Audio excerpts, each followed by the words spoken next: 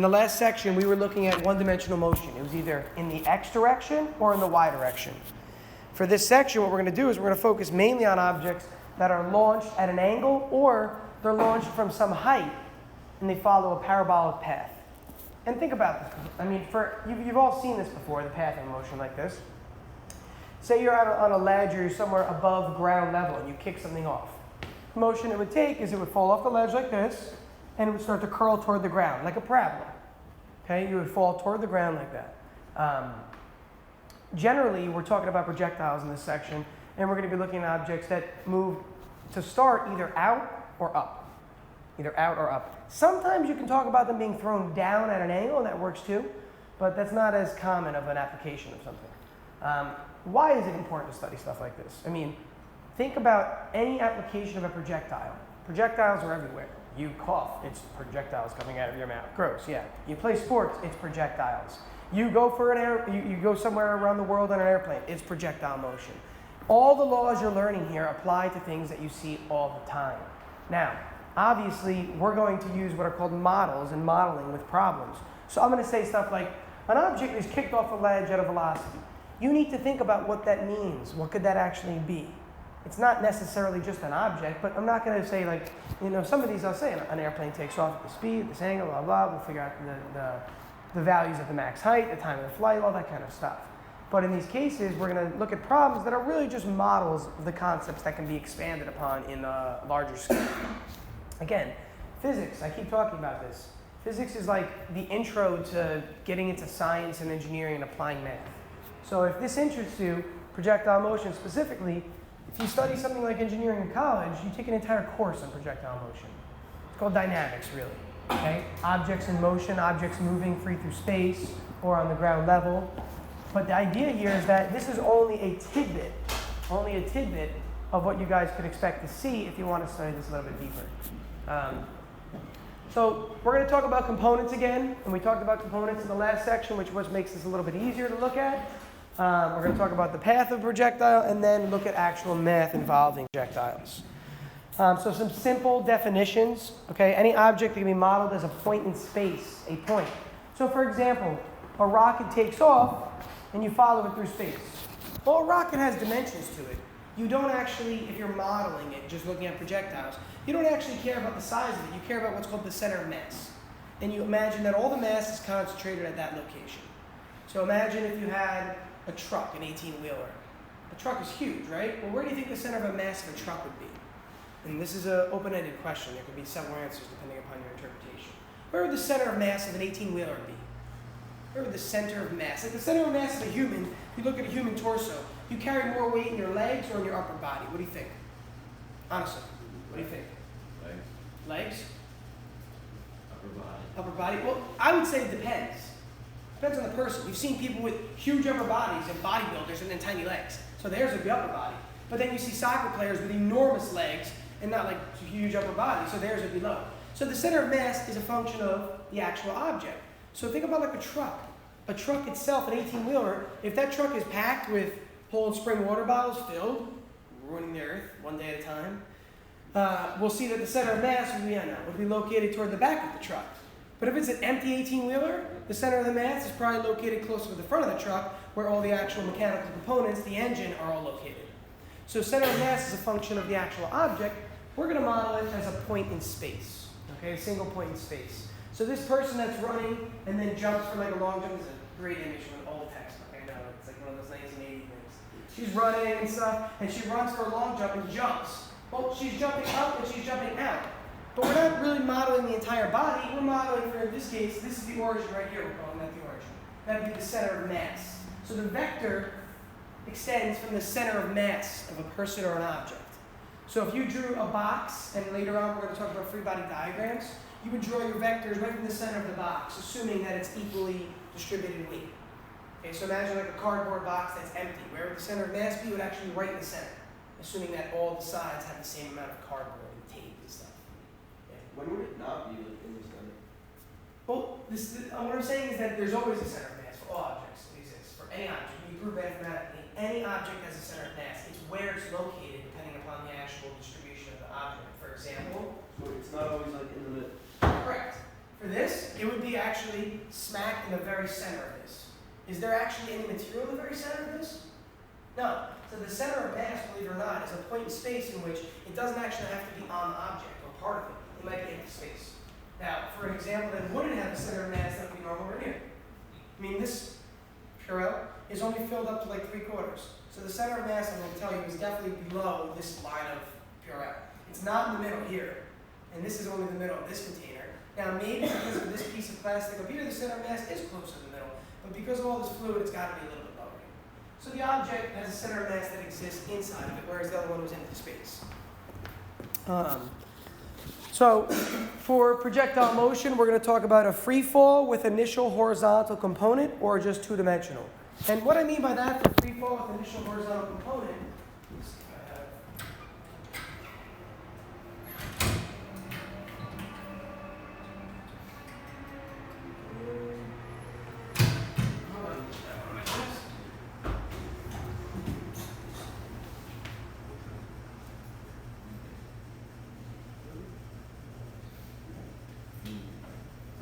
So all it means, obviously, so for two-dimensional motion of an object that's not just launched straight up and down one-dimensionally or moving left to right, thrown at an angle, or launched at an angle. The second possibility is that it's technically free fall with horizontal velocity.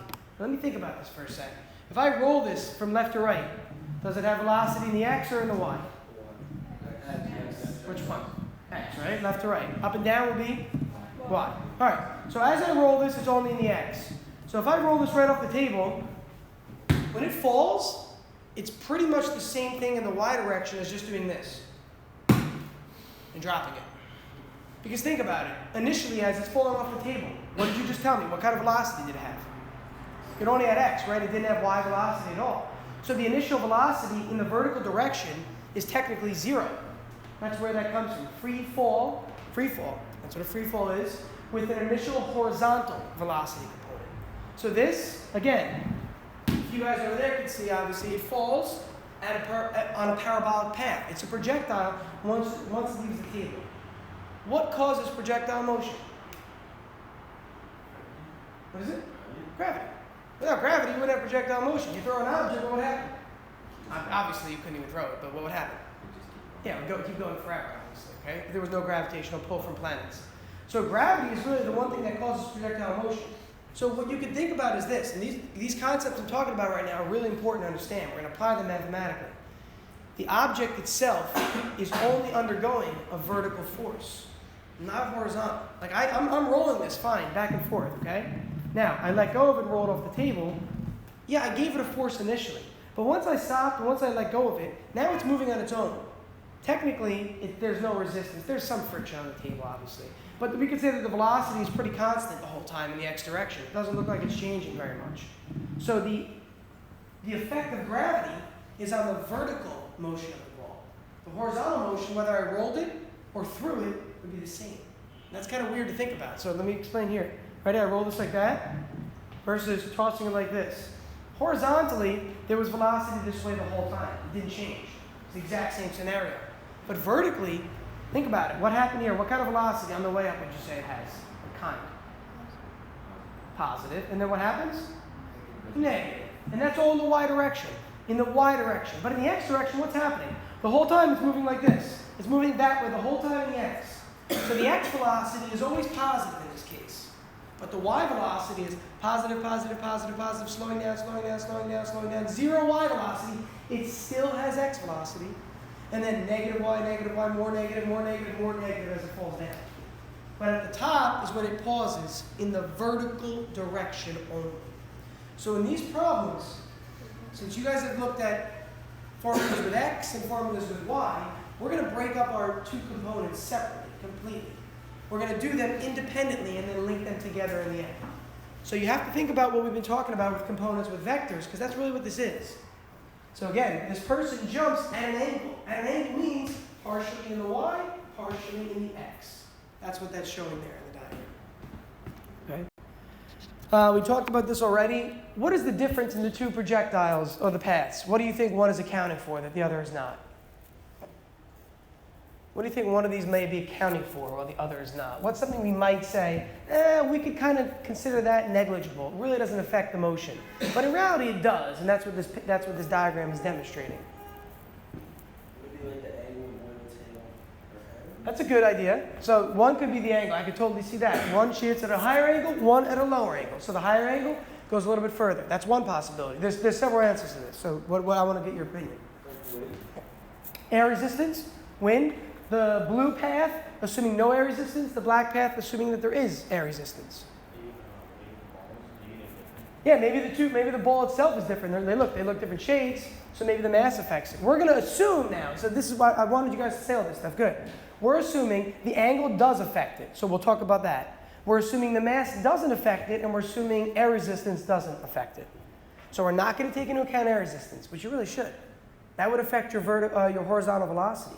If I'm running, doesn't the wind push me back or doesn't air push me back? So technically, although I said in the x it's not changing, the velocity really is changing in real life. But unfortunately, until you get to like the end of pre-calc, the beginning of calculus, the math involved with drag force, believe it or not, is called what's a derivative.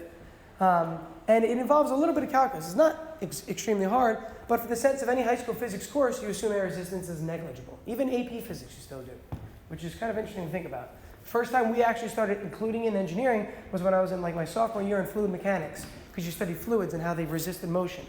But it's really much more difficult, so we're going to assume for now that there's no air resistance. It makes the problems a little bit easier, more reasonable to handle.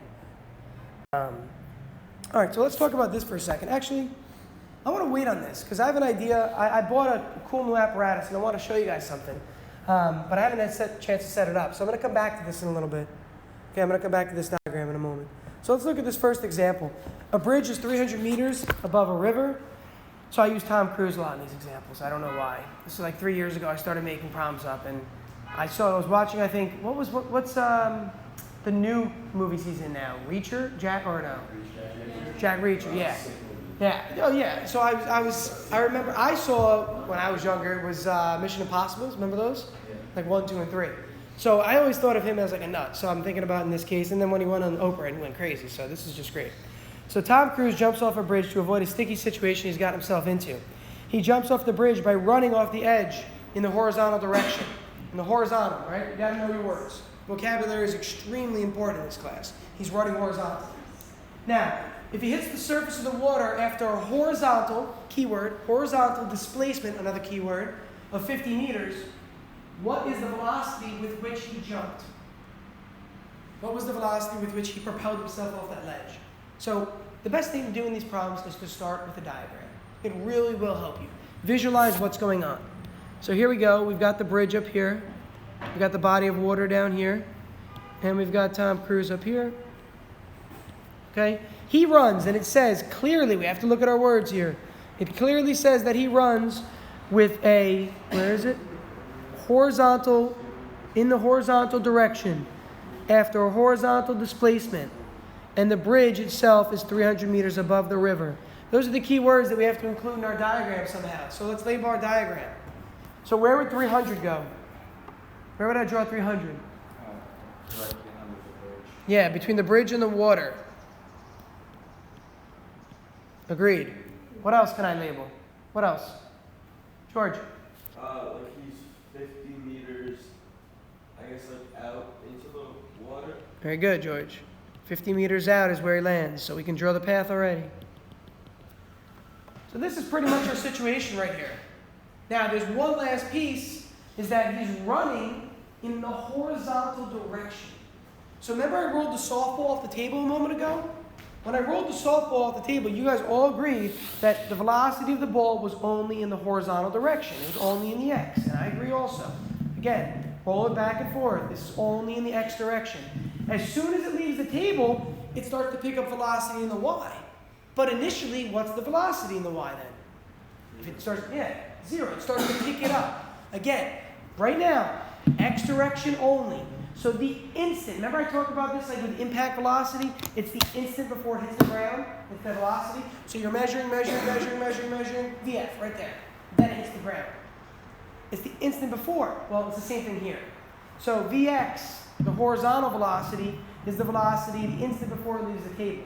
Then once it leaves the table, it starts to pick up vertical velocity, and it has a velocity at an angle now, right? Okay, so again, it's only in the x for a while, and then both in the x and y after it falls. So what that allows us to do is this. It allows us to say the following.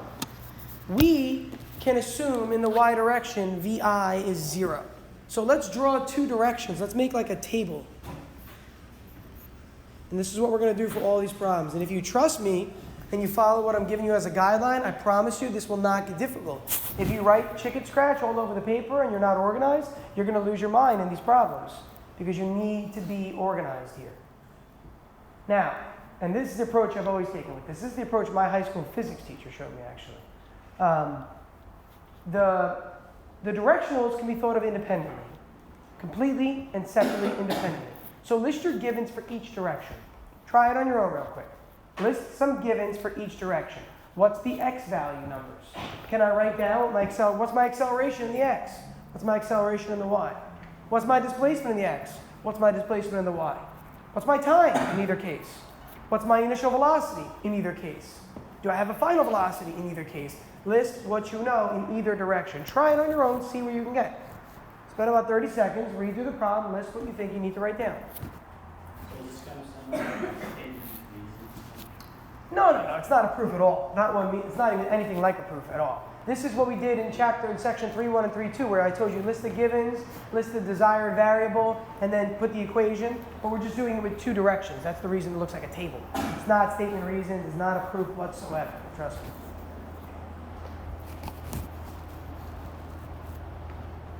Tell me something we know in one of these directions. Tell me something we know in one of these directions. Nick, what do you got, Nick? I put for where it started, so would the x value be 0 and the y value be 300? All right, I like where you're at. I would agree that the y value involves 300 for sure. Now, what is the definition of x and y in these cases? It's the change in the object's position. That's what displacement is. So you're on the right track. Did the object change positively or negatively? Negative. Yeah, so for the y, what should I put? Negative. Yeah, so for the y direction, we'll say that it fell, or negative 300. That's the displacement in the y direction. Now again, imagine the person or the point in space as the origin. Does he move to the right or to the left in the x direction? You could think of positive or negative.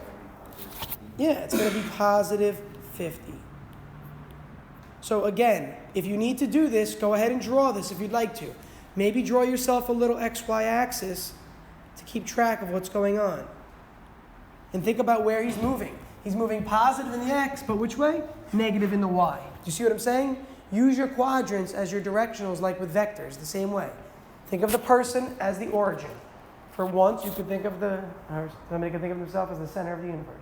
Okay, think of them as the center of the actual spot. Track the path of that origin as they go through. What else? What else do we know? that he's accelerating in the y. In the y, he has acceleration. I would agree totally. And what is that acceleration, Ryan? Gravity. What is its value? That's what you're doing. Specifically. Square. More specifically. Negative. Good. This is always going to be negative for projectile motion. Again, recognize, guys, in class, I tell you a lot of things. That's one of the things I told you. And then several people use positive 9.81 on the test. Because on the formula sheet, yeah, it does say positive. But I made a point to say, on the formula sheet it says positive simply because later in the year we're going to use it as positive. But with projectiles, we have to consider the motion. And the motion is down. Gravity is an acceleration pulling you down. So it is negative. Okay? G is negative. So again, that is AY. What does this Y mean here? What is this? Is that a variable? No, it's acceleration for the y. So what do you call this again? From chemistry, what was it called? A number below the actual variable? Subscript. It's your subscripts. Know that these are subscripts. Clearly make sure you do not put A and then a Y as if Y is a variable. This is not Y, the displacement you see above. This is displacement. This is just indicating the acceleration in the Y direction. What's the acceleration in the X direction? What's the acceleration in the X direction? We said we're going to assume there's no air resistance. No air resistance at all. Imagine a world with no air resistance. Would there be anything to stop you? So what's the acceleration? 0. Very good. You'd move constantly. It's always going to be 0. Write yourself a note right now, please. Highlight that. That will always be 0. Okay? Put a little asterisk for projectile motion, I'm saying. Okay? For all projectile motion cases, this will be 0. Now, if you do want to account for air resistance, or if it's a rocket with a propulsion in the back of it, yes, you would have AX for sure. The rocket would propel it forward, so there would be acceleration in the X. It's an unknown. It's an external force creating the acceleration. But we're going to assume, remember, we're going to assume for now that this can be considered negligible. So we're always going to have a 0 there. Make sure you put that note. Now, once acceleration is 0, tell me, look at your formula sheet. What's the only formula so far you've used that doesn't have acceleration? What's the only formula so far in your formula sheet that does not involve acceleration? There's only one so far. Out of the ones we've looked at so far, there's only one that doesn't have acceleration. Come on, what is it? What is it? Velocity equals acceleration. Very good. Constant velocity is equal to displacement over time. This will be the formula that we will definitely use. This will be the formula that we will absolutely definitely use in the X direction all the time. All the time. That's what makes this actually relatively simple. You don't even have to pick. This is always going to be the formula you're going to use over here. Okay, now, it depends on what we're solving for. It depends on what I'm solving for. Do I have V? Do I have velocity? No, I don't, unfortunately. Do I have time? I don't, unfortunately. So how many variables am I missing? 2. So how many equations do I probably need? 2. Where do you think I'm going to get the other equation? Use your context clues. What's that? In the Y. From the Y direction. And we will link them together. Remember how you did substitution method in that summer math packet? That's where it's going to come into play. For the first time. You're going to see substitution like 7 or 8 times this year in different topics. But this is the first time you're going to see this. Now, this V bar I wrote here. See this V bar here? What does that bar above it mean again? What did I say? Constant. In what direction are we in this case? Yeah, but in specifically, the vertical or the horizontal? This one is the horizontal. So we could also do this. And that might be very useful to do that throughout the year. To recognize that the velocity in the X direction is always a constant. So, again, Tom Cruise did what? He ran off a bridge. He ran off a bridge horizontally to save himself from something. Horizontally. So the velocity with which he ran off the bridge is in the X direction. So in the end of this problem, our goal is to find V bar X, the constant velocity in the X direction. It's not going to change. This velocity will never change. The velocity over here will indeed change. What's the initial velocity in the Y direction? What did we say? 0. Because remember, this is like a free fall because he's moving horizontally. So look what my subscript looks like now. See 2 letters there? I stands for initial. Thank you, Will. I stands for initial. And then the Y obviously stands for the Y direction. So again, visualize, please, visualize. Here's Tom Cruise. He's running off the bridge. His velocity is only horizontal. It is only horizontal until he falls off. And then, after he falls off, it becomes vertically negative. You follow what I'm saying? So if we had a VF, or if a problem involved VF, the answer in the Y direction will absolutely be negative, assuming it's falling down. Now, later on, we're going to throw things up. We're going to launch objects up. We're going to see that on the way up, the velocity is positive in the Y, and then it becomes negative in the Y. But again, this will not change. Why will this not change? Because acceleration is 0, and that's very convenient. That's the reason this will be a constant. You cannot have a change in velocity if you don't have acceleration. When you don't have acceleration, you don't have a change in velocity. Okay? Let's go ahead and take a look at what we can do now. In the Y direction, that's all I know. That's all I've got. Can somebody give me a formula that could be useful, that I could use in the Y direction, that I could then solve for something in the Y direction to bring over to the X direction? There's a variable that's the same in both directions. There's a variable that's the same in both directions. Anyone know what that variable is? No? We got X is separate than Y. Look, they're different. See, X is horizontal, Y is vertical. Is it acceleration? not acceleration. Look, these are, remember, they're labeled. They're different things. So both those answers, guys, they're different things there. The what? Final velocity? No, technically you can think of them separately also. You can calculate the velocity of this the whole time, find the velocity separately. You can put them together to make one velocity. Can you repeat the question? Isn't it the time? It's the time. It's the time. The question was, oh, sorry, yeah, I'm going to repeat the question. The question was, there's one variable that is independent of direction. It's time. The time it takes this object to move vertically is the same time it takes it to move horizontally because it's one object. It's not two objects, really. Time is not broken into components. The time in the x and the time in the y, time is time. It's the same thing. This object falls from here and it lands on the ground. The time calculated, whether you do it in the y or the x direction, needs to be the same because it's the same object. So time is what we call, write this down, our linking variable. We're going to use that term again later in the year. We're going to use time as our linking variable. What do I mean? Why would I call it? Yeah, absolutely. Why would I call it a linking variable? Because it's used for both x and y. Exactly. It's going to link our directionals together. It's going to link our horizontal and our vertical motion to one another. Is that enough? Yeah. Now, what equation could I use in the y direction that also involves time? It involves those three variables, vi, acceleration, and y, and it also involves time.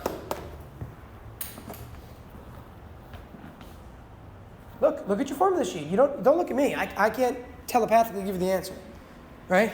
You have 4 formulas. Look at the formulas. Figure out, on your own for now, because clearly not enough people are doing this or know this. On your own, for a second, look at the formula sheet. Write down the formula you would use that involves these 4 variables. I want to prove to you that once you have all your givens correct, it's actually an easy problem. This is just simple algebra at this point. I know it seems like it's difficult, but right now all this is algebra. Once you do all this, this is the hard part. You've done all the hard work. The hard work is over. Will? You just take y VIT plus half of AT squared. Very good. Well done. Now, in these problems, we have y equals VIT. This VI is really VIY. I don't care whether you use these subscripts in the formulas or not, but please don't confuse them for variables when I use them, okay? I'm going to show them here.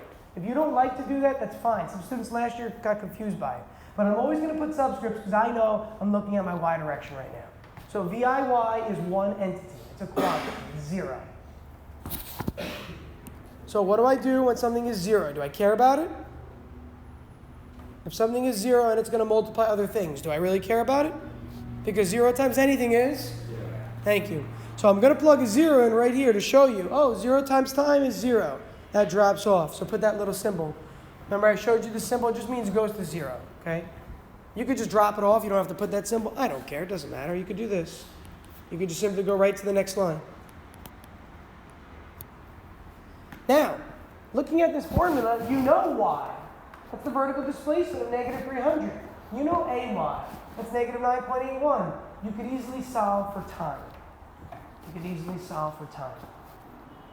You can choose if you'd like to plug in numbers now or solve algebraically for t.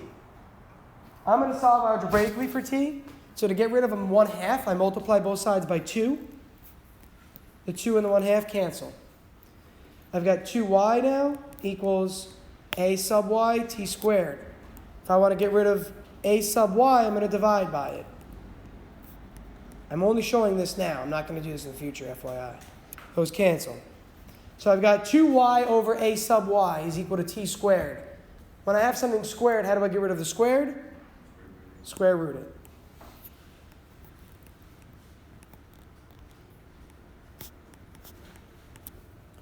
That could be a generic solution.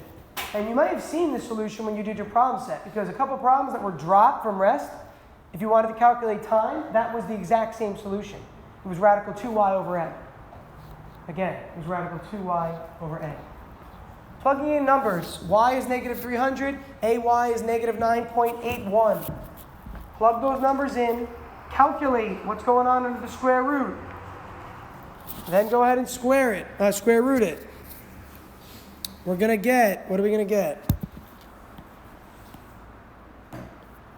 Can somebody tell me what we're going to get? Again, you guys need to do the math parts here. Come on. Yeah, right. What do you got? Radical 61.2. Radical 61.2? Yeah. Give me to the nearest like hundredth. Give me a couple decimals. 7.8. What do you got? 7 point. Can you give me one more decimal? Just because we're going to use this number in a moment. 7.82. All right.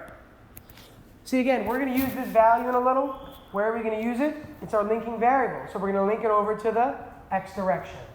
We're going to link it over to the x direction. So 7.82 is our time. Let's go over here and write that down now. All that work in the y direction, only to move it over to the x direction. Now we can plug in time here, we can plug in x here, and we can solve for Vx. That was the velocity we were trying to figure out in the first place.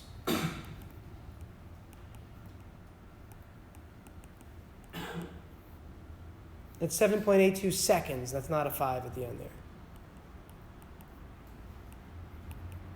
And my units perfectly match up. It's meters, 50 meters over 7.82 seconds. What do you got, Amaya? I see you calculating. You got the other one? All right. Anybody got this one? Simple math. Type it in. Hit enter. Don't be lazy. What do you got, Nick? 6.4. 6.4 meters per second. 6.4 meters per second. Again, this is the velocity with which he ran off the bridge. Ran off the bridge. Now, listen real quick, because I know the bell's going to ring.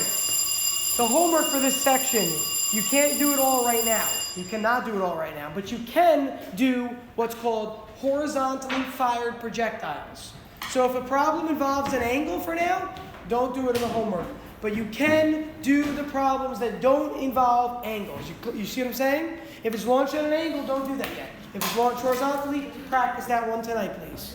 Jake.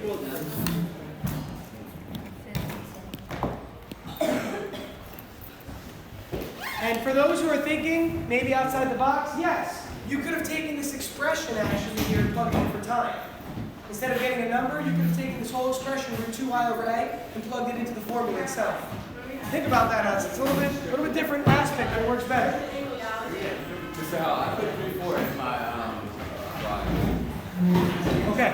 And when did you actually have it done? That's what I need to know. October 3rd. It says it on there and everything? Thank you. Because it wasn't in there, just so you know. It wasn't in the drive earlier.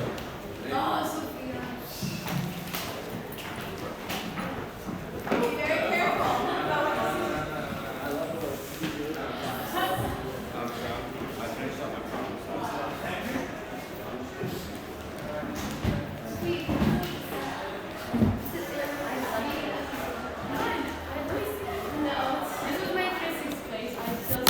Weren't these the good old days of physics? Remember this? Projectile motion? I loved it. So this example is really applicable. And especially it was applicable if you, how many of you are history buffs? Who likes history a lot? Okay, cool. Well, in World War I and World War II, a lot of supplies were dropped by airplanes. And they didn't have a way at that point in time to like have a missile guiding the supplies to the location. So you might have troops on some remote island. What were the islands that were really difficult in the second, I think it was the Second World War. It was the islands off the coast of like Asia and stuff, that area. Yeah, all those islands were incredibly small and remote. So it's very difficult to actually get supplies to them. So part of the concept was, well, if they airdrop them, how is it going to work? They had to account for air resistance. There was a lot more than what we're doing in a basic physics course. But this example is exactly that. The question is, where does this fighter, this plane, this fighter jet, or whatever it is, where does it have to be to drop it so that the projectile travels a certain distance and lands on the island? That's really what the question is posing here. And if you think about this problem, it's exactly what we've been doing. So let me demonstrate real quick. If I've got, let's say this marker is the actual plane, the supply is the softball. So the supply is being carried on the plane is traveling. Now, when two things move together, they have to have the same velocity.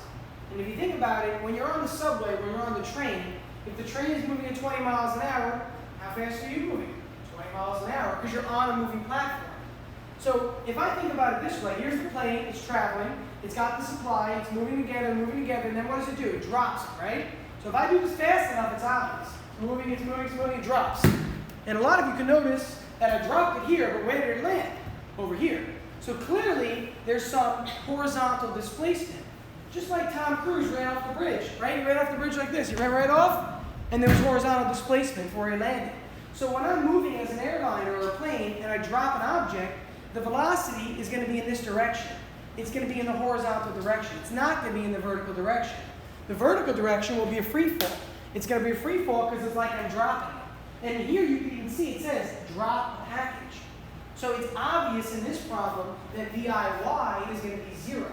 But it's going to have velocity in the x. That's what allows it to move that way. If there was no velocity in the x, it would just fall straight down. It would be this. It's a free fall. But clearly it's moving this way, so it's going to be like a free fall, but also moving left to right. What caused it to move down is gravity. What caused it to move left and right is the velocity you gave it to start. The plane's velocity is what caused it to move that way. So in this problem today, you're going to see that the nature of the problem is analogous to the one that we covered the other day with Tom Cruise running off a bridge. It's very, very similar.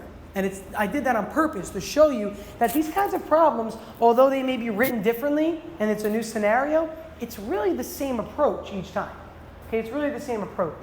So the first thing we do with these problems, obviously, is identify what we need to know. We could use the information, draw a diagram, list our givens, all that stuff. So we've got a plane flying 500 meters above the ground. Right away, what do you draw? Honestly, what would you draw? What would you draw here for the first sentence? What would you draw? Yeah, draw the ground. So here's the ground. And then what do you want to draw the plane as? An X or some object? It doesn't matter, right? Here's the plane. I don't care what you draw. You can draw a plane, you can draw a box. There's the plane. Now, I might want to mark on the diagram how high above the ground this is. And it's 500 meters above the ground. Again, I'm just going to draw the diagram first, and then we'll label X and Y and stuff. So 500 meters above the ground needs to drop a package to soldiers on a remote island. The minute I hear the word drop a package, right, that should be something that's important right there. If the velocity of the plane is around 670 kilometers, this is the actual velocity this plane would travel at in the war. 670 kilometers per hour, which is 186 meters every second when it drops the package, how long will it take to reach the ground? How long, that's a key point. And how far will it travel horizontally? Okay, and we have the velocity given also. So we're just highlighting our important information in the problem. Okay, so everything that I highlight is something that's going to be useful for this problem. So we are trying to figure out how far will the package travel horizontally. That's really the gist of this problem. The time is useful, and I asked you to find the time as like a stepping stone to get to the next part. But I could just not even ask about the time, and you still have to calculate it in the end. The time really doesn't matter as much. Really what matters is where to drop this package. Think about how many of you have read the book Unbroken? Or seen the movie Either? The book is much better, but if you've seen the movie, Either's good. In the movie, or the book, if you remember, it's it World War II, right? It is World War II. The movie's kind of boring.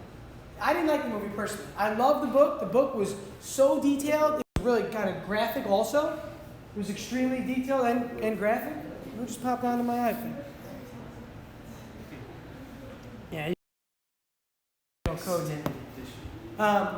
So the book does a great job of describing everything. But in the book, they talk about these Air Force members who were really engineers.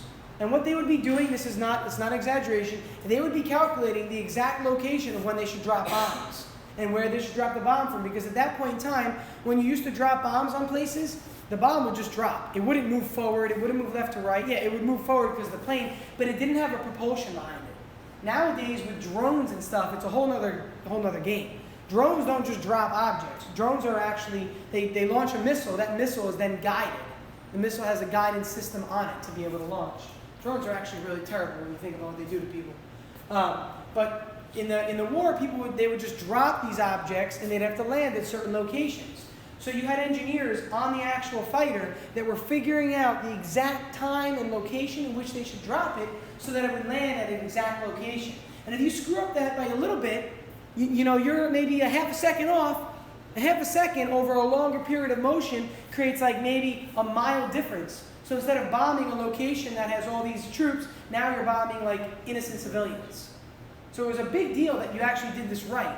In addition, if you're stranded on an island and you need supplies, you need food, medical supplies, ammunition, and suddenly the plane above drops it and lands 3,000 feet to your right, that's a half a mile. That might be half a mile through a jungle. That might take you 2 hours. You might have to go through the other enemy lines to get there. So you need it to be extremely precise. But imagine doing all of this without even having really calculators and stuff. These guys were extremely smart. They had to do a lot of the math on their own, and they used like tables for certain things. But this kind of a problem is exactly that. How far should we launch this, or how far will it travel before it lands? The motion will be this. Again, here's the package right here. The motion will look like that. And that's exactly what I showed you just a moment ago with the softball. As I moved across the room and let go of the softball, it dropped and it moved in a parabolic fashion, just like that dotted blue line. The question is, if I want to land on this island, let's mark the island with a little whatever, an asterisk. I don't want to put X to confuse anybody. Put an asterisk where the island would be. The goal is to figure out, well, you know what? What is this distance here, X? How far is that actual horizontal displacement? That's what we're trying to figure out in this problem. Okay, that's what we're trying to figure out the whole time. The plane is moving with a velocity of 186 meters per second. Let's see. That's pretty much it as far as what I want to label on my diagram. That's everything for my diagram. Now, again, you don't have to draw diagrams, but I highly, highly encourage you to do this. A lot of you are really confused about what's going on with these problems, I noticed, after looking at your tests. And some of you don't even draw diagrams for things. There was a problem on the test where it was like, I told you about the character in the book I'm reading that jumps off a cliff. Well, or falls off a cliff. You should have drawn a diagram of a person falling down. That might have triggered in your head, well, y is going to be negative. That makes sense that y is negative. Acceleration should be negative. Or even the diagram of the object, the car speed, or the airplane speeding up from rest. It was left to right, that motion there. So diagrams will be very useful to help you understand what's happening. Now we have to take these diagrams and write our givens based on that. So what can I write based on this diagram so far? What givens can I write? And be careful when you do it. Be careful when you do it. What can I write? What's one piece of info? So isn't the acceleration of x 0? Good. Always, right? Always. So Martha started us off with acceleration of the x is 0. That will always be the case. Remember, these are not guided missiles. There's no rocket booster in the back of the actual object propelling it forward. You know what I'm saying by that? If there was a rocket booster behind it that caused it to propel forward, that would be acceleration. Well, look, my hand is moving it. I let go. It's nothing accelerating once I let go. As soon as I let go, there's no acceleration in the x direction. Which way is the acceleration acting? Yeah, good. All of you went like this, pointing down. So what is the AY going to be then? Negative 9.81 meters per second squared. What else? I know something else. What else do I know for this problem? Good. And I'm glad you wrote negative there. Thank you. On the diagram, I just put 500, and I did that on purpose. I purposely put 500 in the diagram because that's the height above ground it's located at. But which way is this object moving? Down. Okay, obviously to the right and down, but down as far as vertical is concerned. What else? What else? There's more. There's more. I highlighted the word dropped. What can I write from that? Yeah. The velocity in the y direction is initially 0. Sure, it's going to pick up speed as it falls to the ground. But right now, the velocity is 0. Look, it's moving. Which way is it moving? It's only moving left to right. The plane is only moving left to right. It's already at cruising altitude, assume. It's only moving left to right. So as soon as I let it go, it's like a free fall. The VIY is 0. What else, Travis? Very good. And instead of putting VIX, I'm going to put V bar X because I know that initial, final, it's the same thing because there's no acceleration. Okay? And again, think about the example when you're on the train. If the train is moving at 30 miles an hour, you're also moving at 30 miles an hour because you're on the train itself. So Vx is going to be 186, and I put a bar over it because it is constant. It's not changing. It's not changing. All right, what am I looking for? What am I looking for? Two things. Two things I'm looking for here. What are they? True? Horizontal displacement. And what else? Martha? Time. Notice, where did I write time? Where did I write time? In both. Why did I write it in both? Bernadette? It's the linking variable. Time is time. Time is independent of direction. The time it takes for this object to fall to the ground is a number. It's a second, a half a second. It doesn't matter if I'm considering x or y direction. Time is time. It's independent of the motion. Okay? It doesn't matter whether I'm looking at the x or the y direction. Now, it's very useful to recognize that it's in both directions. The reason it's useful is to recognize that, look at the x. How many unknowns do you have? And how many equations? You only have one over here. So can I start in the x right now? No, I got to start over in the y direction. So you're going to see how similar this is to the Tom Cruise example. It's almost identical mathematically after this. You're going to still, again, solve for time here. You're going to move that over, and you're going to get x now. With the Tom Cruise example, we solved for time, moved it over, and we solved for Vx. We had x in the last example. And how do I know that that's useful? Because look, what's the only formula I'm going to use in the x direction? What's the only formula? I told you to write this down in last class. There's only one formula that you're ever going to use in the x direction here. What do you got, Martha? Vx equals x over t. Yeah, that's exactly it. V bar x equals x over t. This is the formula you will always use. Why? Why? How come? Not why. How come? How come I'll only use this formula? It's the acceleration is over 0. Very good. That's it. When acceleration is 0, this is the only formula you can use.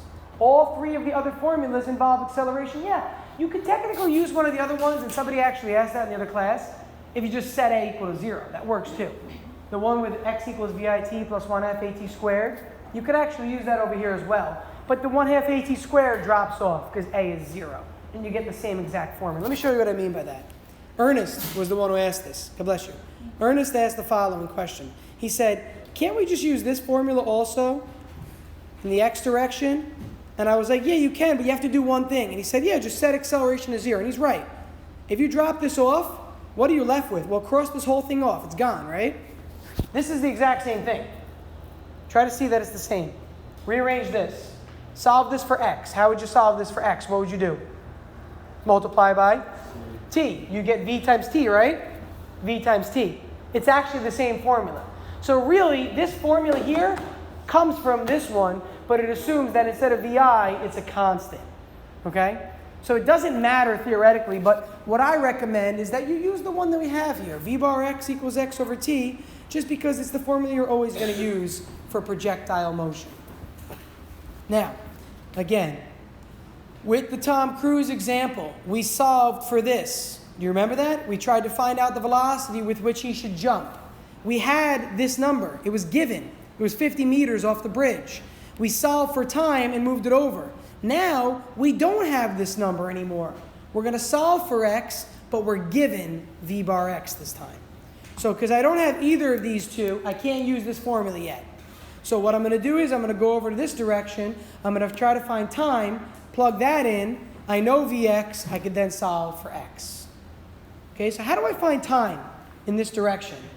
How do I find the time, Ange? When you rearrange the equation, isn't it like the square root of 2y over a? Yeah, you could use that if you want. Absolutely. If you recognize that this problem has 0 initial velocity and it's the exact same setup as last class, you'll get the same answer. Just give me the general formula that we started with. What was the original formula that we used to get to that step? Just to get there. Y equals VIYT plus 1/2 AT squared. Good. Okay, and again, if you recognize that this is the same solution as last class, you could use that generic solution. That's really good that you saw that. And again, how do I know that? What's VIY in this case? VIY, 0. What happens here? Drops off. So cross this off, this goes to 0. It's the exact same setup as last class. Tom Cruise running off the bridge. To calculate the time, we solved for t. we solved this equation for t and got exactly what Ange said, radical 2y over ay. How do I get that? I just solved the equation. So to get rid of 1/2, I multiply both sides by 2. To get rid of a, I divide by a. And eventually I'm going to take the square root to get rid of the square. So again, to get rid of 1/2, imagine this is gone. To get rid of 1/2, you multiply by 2. Right? You multiply by 2, divide by ay on both sides. That cancels. It's gone now. And you're left with t squared. So take the square root. And absolutely right, Ange, you could use this formula. Now, I want to point something out. Last year, too many students memorized this formula here. See this formula? Radical 2i over a. A lot of students memorize this and try to use it all the time. You can't, though. It's got to be an example where VIY goes to 0 and you're solving for t. So in the next example, when an object is launched at an angle, this will no longer disappear. It's not going to drop off anymore. So this generic answer for time is only useful for objects fired horizontally or dropped. You might want to write yourself a little note if you're going to plan on memorizing this. Again, this solution is only useful for objects dropped or horizontally fired. But if I were to toss this at an angle, nice, True, thank you, bad toss. If I tossed it like that, I know that it's got some initial velocity in the y direction now because I'm tossing it at an angle. So when it goes up at an angle like that, it gives it VIY. So it's not going to drop off anymore. Okay, so we have to consider that and remember that this is only useful for horizontal fired or dropped. That's the only time we're going to use that equation there. So please don't just write that down on the test and assume it's always going to work. It will not work in the other situations. All right, with that said, let's go ahead and calculate the time. We've got 2 times negative 500 over negative 9.81, all under the square root. Give me like 2 or 3 decimals because we're going to use this number again in the other direction, so I don't want to estimate too early. I don't want to round off too soon. And you'll see why in a moment. What do you got? I think it's 101.92. Did you square root it? You sure? I think you forgot to square root it. Just check that out real quick.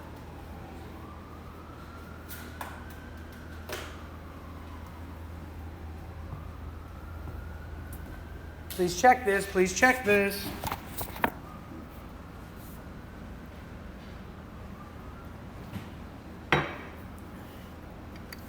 And the reason I said that is because it's 1,000 over 10, which is about 100, and then you got square roots in it. So. 10.09? Tiana, yeah? Okay. I'll agree if 2 people agreed. It works. 10.09 seconds. The reason I'm saying not to round it too soon is because you're going to use this number in a moment, and if you round it really early, your other answer is going to be off by a little bit. And we'll be able to see that difference. There's actually a pretty significant difference in the answer if you round soon. So if that's the time it takes to fall, we take that answer, plug it in there for t. We take our Vx from up here and plug it in for Vx. Once we plug in for t with 10.09 and Vx is 186, you're going to just solve for x. Again, use this formula that I'm circling right here. Plug in t, 10.09, Vx is 186, solve for x.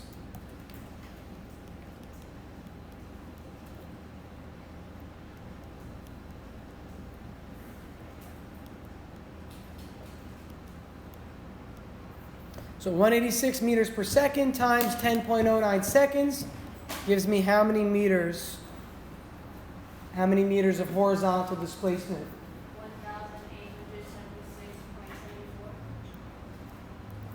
1,876.74. Okay, 1,876.74. Okay. Now, if you rounded this to 10.1, I have it written down just to show you that there really is a significant difference, so you don't think I'm crazy.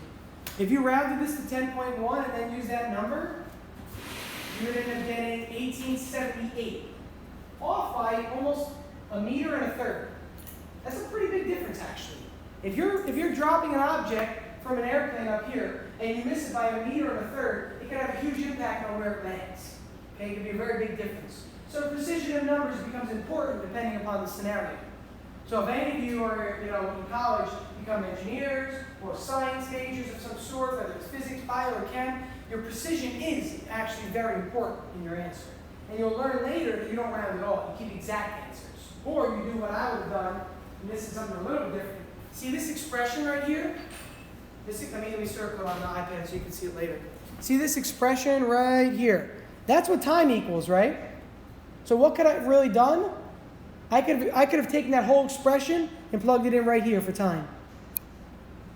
See what I'm saying? Without numbers. I could have done this. And this is a little bit different to think about. I could have taken this equation, again, from right up here, and instead of putting t here, since this is the expression that we solve for t, I could have put this. And then plugged in numbers. See what I mean? And that would be the exact solution, because I didn't round it. I'm not putting in a rounded number in the denominator anymore. I can put the exact value there and then solve for x. Okay, plug in the exact number, the exact number, the exact number, the exact number, move this over, and solve for x. That's one way of doing it. And if you do actually end up studying science or engineering in college, that's what you would do. You would not solve for a number and then plug it in. You would solve for an expression, which is an overall answer or an exact answer, and plug it in and then move it over. Okay, but the idea here is that this object needed to be dropped over a mile away for it to land at the right target. What is a mile? Anybody know mile in meters?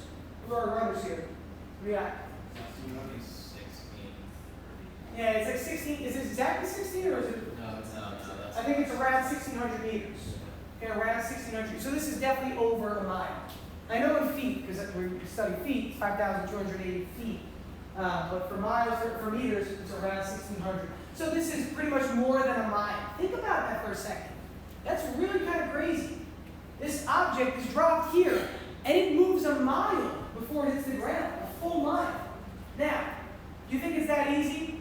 It's not that easy. They have to account for wind speed, altitude, density of the air, temperature. All those things affect the flow of the motion or the motion of the object. So we are looking at this problem in a very, what I would call simplified form. Whether or not you think this is simple, I don't mean the problem is simple. I mean simplified as in we are ignoring all of these other outside forces that can affect the motion of the object. When they have to calculate these things, do they have to find other variables before they got on the plane, or do they have to calculate those on their own? So, for the most part, if they're going on a mission to do X, Y, or Z, they knew what they were getting into. So they were trying to get things ahead of time. But imagine that you're actually trying to, you're a bomber, right? You're in the back, and suddenly you're under fire. Your plane now has to move out of the way, right? To avoid getting shot and stuff. So now your course is different. So you have to suddenly recalculate things. So yeah, before they go up for the flight, if it was just like, hey, you guys are going to drop a supply package, they'll calculate stuff ahead of time so they know the exact moment to drop it. Absolutely. But the reason I brought up Unbroken was because in that movie, there are so many instances where, well, at least in the beginning of the book, there are many instances where they're taking fire and stuff and they have to adjust all their things. And they actually talk a lot about the physics behind it. It's kind of cool. But this is the idea of how you can apply a problem like this where an object is moving horizontally and then dropped. Okay, it's the exact same thing as Tom Cruise running off the bridge because he falls off the bridge like that. Alright? Now, what I want to do is begin the next problem if we have a moment. Let me see what we got yet. We still have 10 minutes. So I want to at least begin the next problem. I know it's going to be difficult to finish it, so we may have to pause in the middle and finish it tomorrow, or I may have you tonight just watch the rest of this next problem. And then tomorrow we'll finish 4-4, we'll do the lab, and I'll get you guys underway so you can practice over the next few days. Matt? Okay. So in the next section, this is what I want you to remember. If you remember anything from 4-1 and 4-2, this is what you need to remember. The y direction, use sine. The x direction, use cosine. And let me show you what I'm saying now. So an object is on the ground. It's launched from, let's say, a cannon. The cannon is angled so that there's the launch itself. Okay, the velocity of the object we'll call v. And the angle that it's launched at we'll call theta.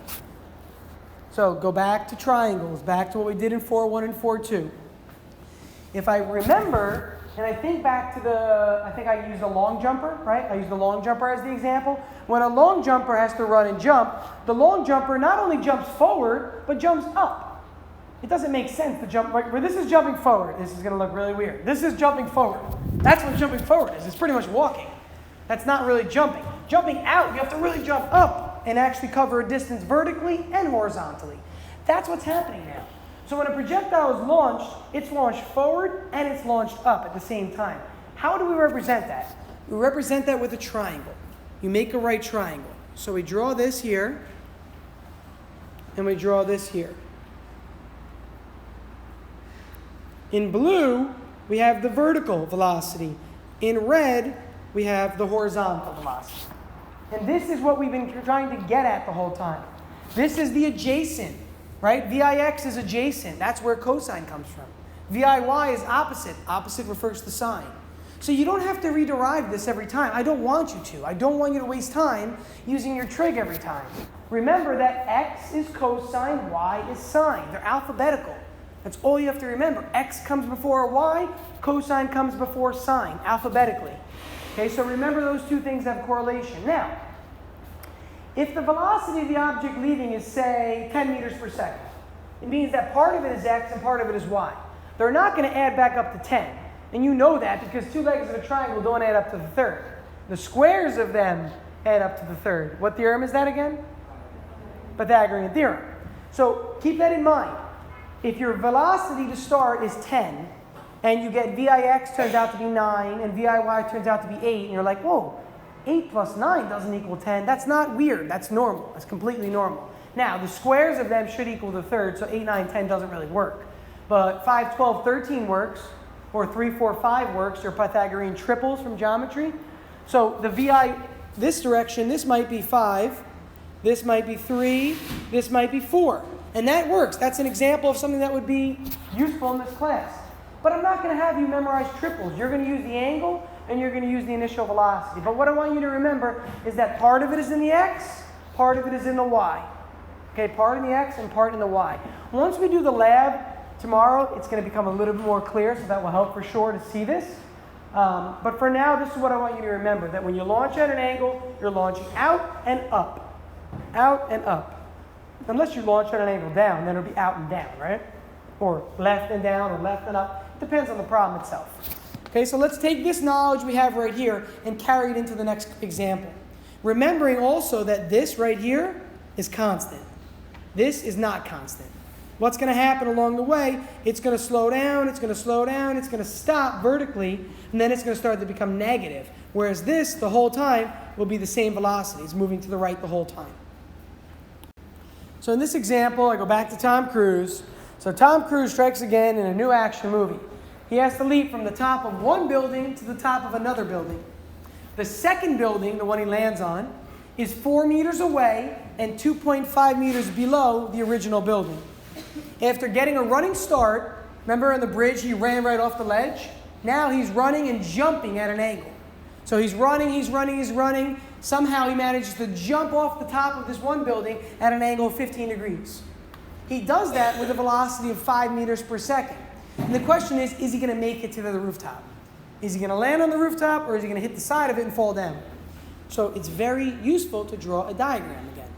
So let's draw our first building here. Let's draw Tom Cruise here. Now, Tom Cruise is going to run to the right. He's going to run off the edge of the building. I'm going to model Tom Cruise as a point in space. There it is. And he jumps at an angle of 15 degrees with a velocity of 5 meters per second. So the velocity is 5 meters per second, and his angle that he jumps at is 15 degrees. That's what I know so far from the first building. What can you tell me about the second building? How do I draw the second building, and how do I draw it so that it's correct? Give me some keys. Look at the problem. Read the problem. If I simply read this sentence alone, I have enough information to draw the other building. Travis?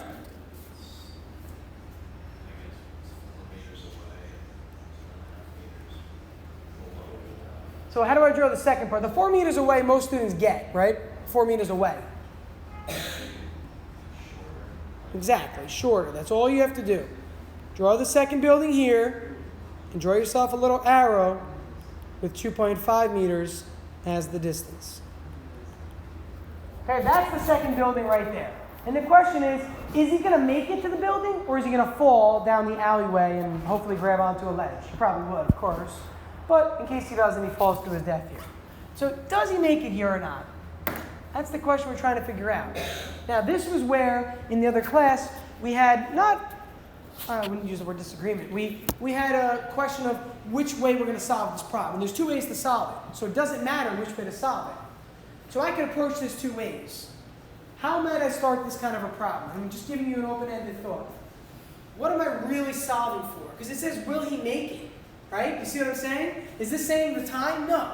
Is it asking what's X? No. Is it asking what's Y? It's not asking an actual question. It says, will he make it? So what are we actually trying to determine? Gus?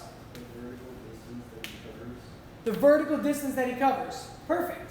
Or we could also try to figure out, instead of the vertical distance, good, well done, the horizontal distance. So I can assume that the vertical drop is 2.5 meters and say, does he make it at least 4 meters and solve for X? So we can let Y equal negative 2.5 and solve for X. If X is more than 4 meters, he makes it. If it's less than 4 meters, he doesn't make it. Or we could take the other approach and we could assume that X is 4 meters and figure out the vertical drop. We could say this must be 4 meters. Does he drop maybe, 1 meter? If he drops 1 meter, it means he goes up and ends up right here, 1 meter below where he started. He makes it. Or does he drop 4 meters? If he drops 4 meters, he ends up down here at around 4 meters below where he started. So either approach is reasonable. Either approach is reasonable. I am going to take the approach that the other class did not take. Do I want to do that? Yeah, I'm going to take the approach they didn't take. So there's two versions of the same thing. Okay, so I'm going to do this. I'm going to assume X is 4 meters, and I'm going to solve for Y. In the other class, they assumed Y was 2. Actually, no, I want to do the way they did it, actually, because we ended up with a quadratic, and we needed to use the quadratic formula, so it was good practice. So I'm going to assume the other way then. So let's do what the other class did, and we will assume that Y is negative 2.5 meters. And as a result, we'll solve for X. Okay, we'll solve for X. If X is more than 4, he makes it. If X is less than 4, he doesn't make it. Just side note. Later on, we'll finish this up tomorrow. I'm not going to have you do it for homework to watch. But if you want to, the version of this video that I've recorded on my own, I did it the other way. See what I'm saying? I assumed X was 4 and solved for Y. And that's the way I recorded my solution in the other video under Mr. Howell's video. So if you want to see the alternate approach to this problem, you could use the other method. I'm going to show you the same approach the other class used, just to be consistent for now. But the video I recorded shows a different way to solve that problem. Okay? All right. So what else do I know is the question now. There's a lot going on in this kind of a problem. I've got a velocity, I've got an angle, I need to use what I have on the last slide. So scroll back up to the last slide and look at what you have there. How do I figure out what the velocity in the y direction is? Simply look at the slide. It tells you what to do. What do I do to find VIY? Inch? Velocity times the sine. Yep, what's the velocity? So 5 sine 15. That's what the VIY is going to be. And what's the velocity in the x going to be? Yep. Just cos. Very good.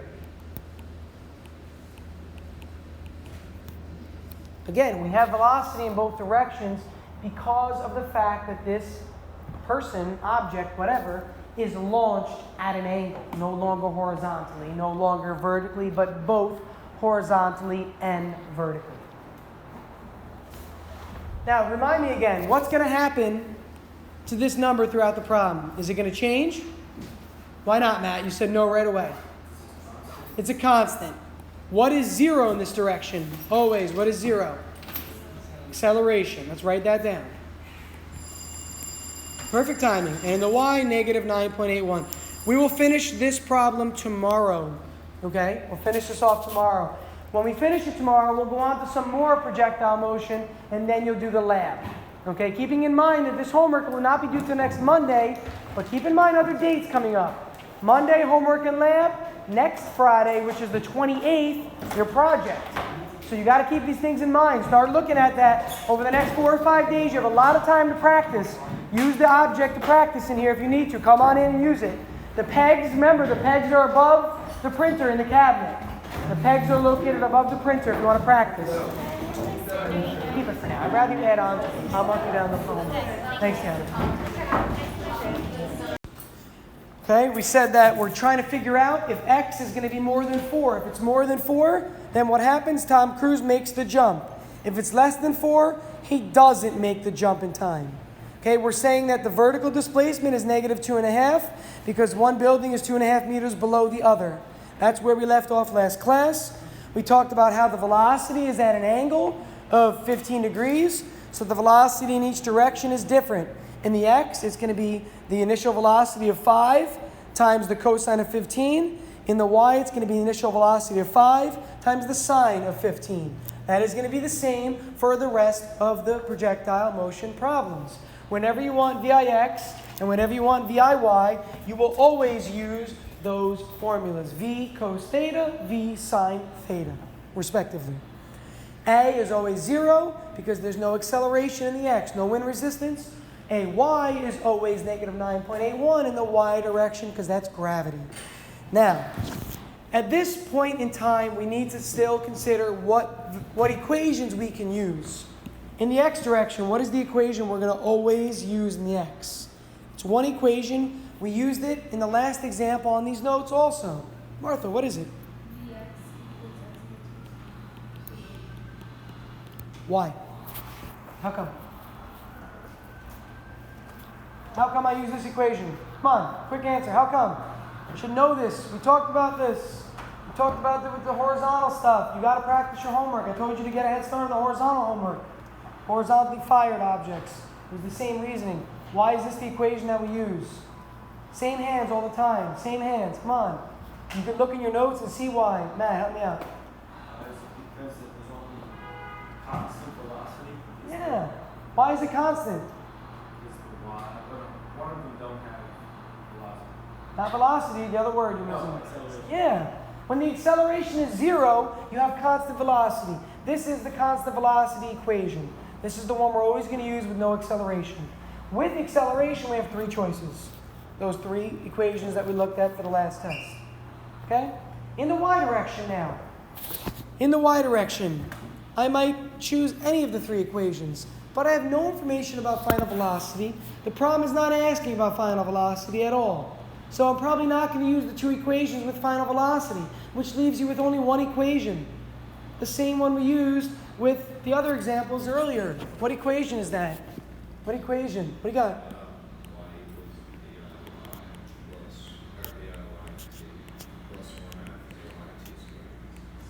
Okay, this is the same equation we used in the last example.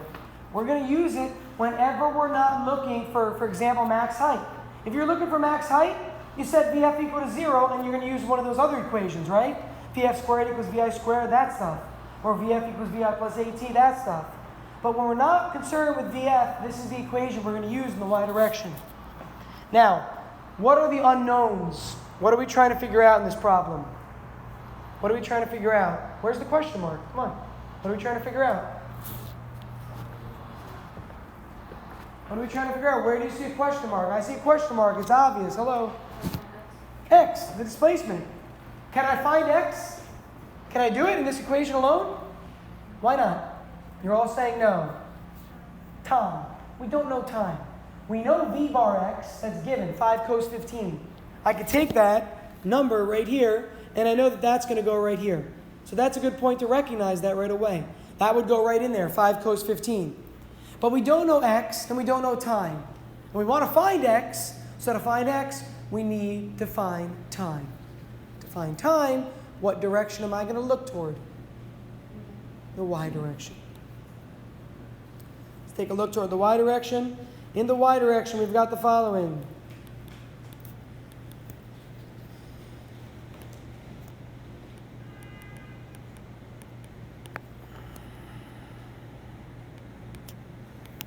Watch what I'm going to do. I can do this because I've done physics for a while and because I practice. When you guys practice enough, you will start doing this too. Half of negative 9.81 is always going to be this number. It's going to show up a lot. Negative 4.905. It is half of negative 9.81. When I plug in negative 9.81 here, I take half of it and I get that number. Okay, it will constantly appear in that location. Again, so this y value was negative 2.5. That went here. VIY rather, was 5 sine 15. That goes right here. T carries down. This is negative 9.81. Half of that is negative 4.905 t squared. Question? Got it? Okay. What do I do to solve this? What do I do to solve this? I have t squared and I have t. What do I have to do? What do I have to do? Quadratic. Okay, quadratic. Either go to your quadratic formula or graph. Or graph, either one. If you don't know how to graph yet, it's not a big deal. If you're having trouble with the graphing part. You know why it's not a big deal? Because I put a video up on how to do that. So if you didn't pay attention or you got lost that day, you could slow it down a little bit for yourself. Go through the video, pause, follow along in your calculator, pause again, do the next step. And as you practice, you will memorize it. I could tell you the keystroke off the top of my head. I would enter into Y1, press second trace, choose the second command, which is 0. For the left bound, I would choose a number. For the right bound, I would choose a number. I would enter a number between. I have it memorized. I don't even have a calculator in front of me because I've done it so much. I'm not saying you should be able to do that. I'm not trying to compare a teacher that's taught for a while to a student for the first time. What I'm trying to say is you need to be familiar, okay? And familiarity comes with practice. For those that are athletes, that are in drama, in the play, in music, what do? You practice. Everybody knows you gotta practice to get better. Okay, so here, if you're struggling with the quadratic formula, then at this point, you would probably go to the calculator. But if you're having trouble with the calculator, you gotta use the quadratic. So it's kind of one or the other. What should I do to make this look nice before I go any further? Before I go any further, if I'm using the quadratic formula at least or graphing it, what should I do first? Yeah, figure out what 5 sine 15 is a number. Maybe put everything in order, get everything to the right side. Make it look nicer pretty much, right? So I'm going to put negative 4.905 in the front. T squared. What is 5 sine 15? What do you got, Travers? 1.29. And if your calculator is not in degree mode, you should change it to that right now. And you should really have your calculator out right now and be doing this along with us. You should be practicing because those who practice in class with the calculator know how to use it on the test. Okay, that's why I really encourage you to bring it. Now, last, I'm going to move 2.5 over. I'm going to take the 2.5, which is here, and add it to the right side. There's my quadratic. Solving this by either the quadratic formula or graphing, either one of them, you will get the following. I'm putting the answers up. I'm not going to do it. We did this in class. You did this already in your Algebra 1 class. You used the quadratic formula in your Algebra 1 class. So you will get, as a result of this, please verify for me because I did it differently when I did my notes. I solved in the X first. I'll explain that later. I got around 0.8 as my answer. What do you get for your two roots for this? I think one is like 0.85 or something like that.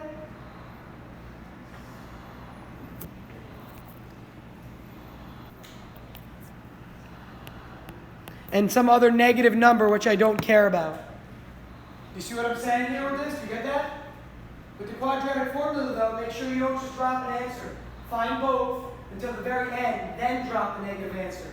Don't just say, oh, plus or minus, I'm going to ignore the minus. It might not work out that way. The part that's like negative 5 minus something might be positive in the end. So if you're using the quadratic formula, find both answers, then reject the negative solution after. Is that clear? Don't reject it before you do the plus or minus portion. That's the time it takes for this person, Tom Cruise, to jump and move 2.5 meters down. Again, he does this, and either he's here, maybe he's here, maybe he's here, whatever it is. The concept, though, that we're trying to figure out here is that this is the time it takes for him to fall 2.5 meters. So we take that time it takes him to fall 2.5 meters, and we link it in the x direction. We take that time of 0.85, put it over there to see now, well, what's x? After 0.85 seconds, how far has Tom Cruise traveled horizontally? After 0.85. Because after 0.85 seconds, he's already at the building level. If he hasn't traveled 4 meters at this point, he's screwed. He's going to fall right down that alleyway. If he's traveled like 6 meters, he made it easily. So the goal is to determine x. What do you get for x here? I'll let you break in a little while when we start the lab. What do you get for x in this problem? What do you got? Yeah, you got 5 cos 15 over here equals x over 0.85. Good. What do you get? Agreed? Others?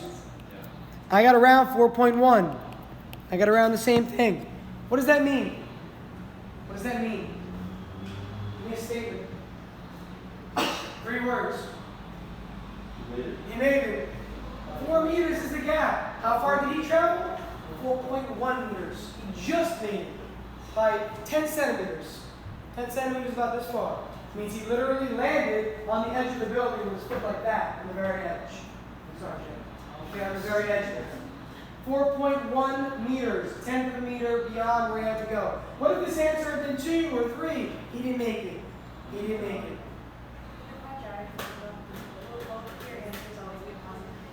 No, it won't, actually. And we'll talk about what happens. So we might have a problem later in the year where it says an object is fired to land on a cliff. Watch, ready? And it says the cliff is 100 meters above. When will it land there? And take a look. If an object is fired, then I pass 100 meters and then come back down to 100 meters. So both of those answers will be positive. One is on the way up when it passes. One is when it actually lands. So later on, they both be positive. So you always want to find both of them. Is that clear? But on a graphic calculator, the cool part is that if you look at the x-intercept, you'll see that one of them will be negative. If you see it on the calculator, you can rule that out right away. That's why I rolled it out. But if you're using the formula, you should find both first. Okay? Good question. Very good question. You were solving for y. A laptop for every 2 kids with charger. You were solving for y, but what is this If you were solving for y, you would want it to be less than 2.5 meters. So like, if your answer for y was negative 2.1, you're good. But if your answer for y was negative 2.8, you're not good. It doesn't make it, goes over 2.8. Sorry. Is there ever a time when you get too confident? Yeah. Yeah. Okay. Talk. I'm going to go to the next problem. She'll talk. Tell her. Explain it to her.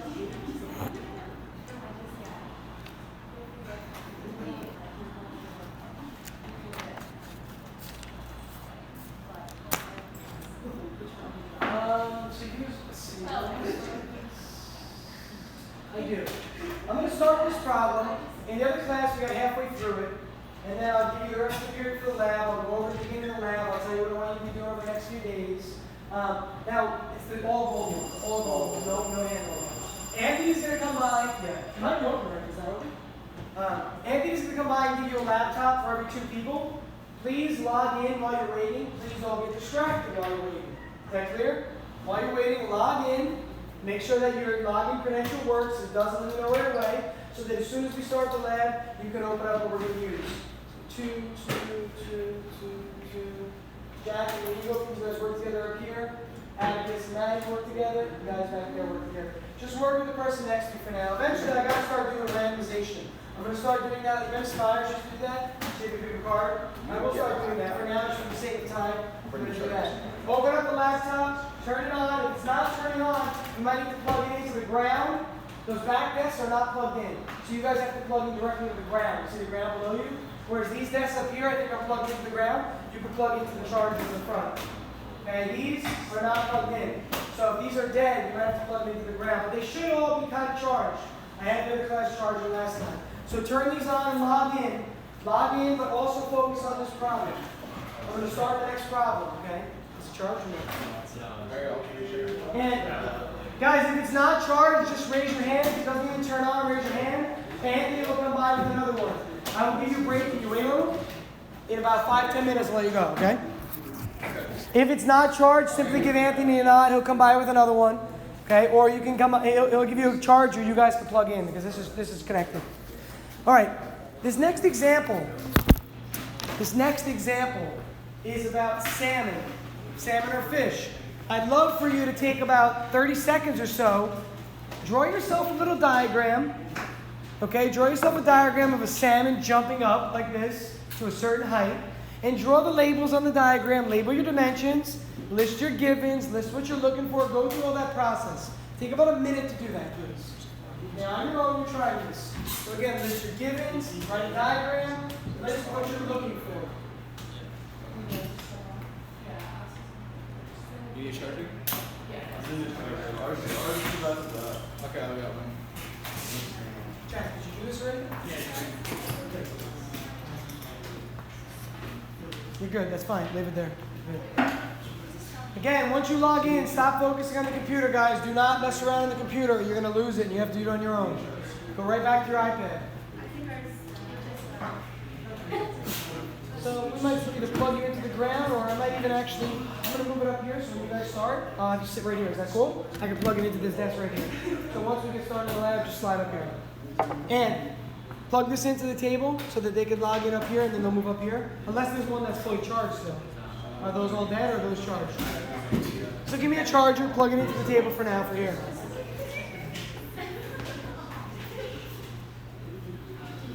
So you guys can plug that in up here. I think your desk is already, is your desk already on the floor? It is. Give me your charger real quick.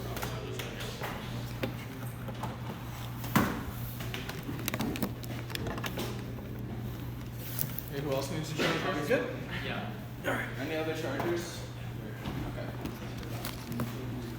All right, you had about a minute. You should have at least been able to draw a diagram. Okay, that's literally a minute of time. A diagram, givens, those should be able to be listed after a minute. I will now highlight what I think is important.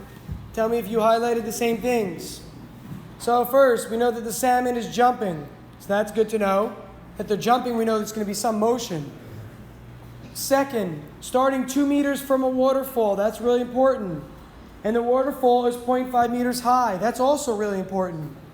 After that, we're trying to figure out what the velocity is necessary for this to happen. It's not plugged into the ground. Just go behind them and plug it right into the ground. And the angle that is leaving at is 32 degrees.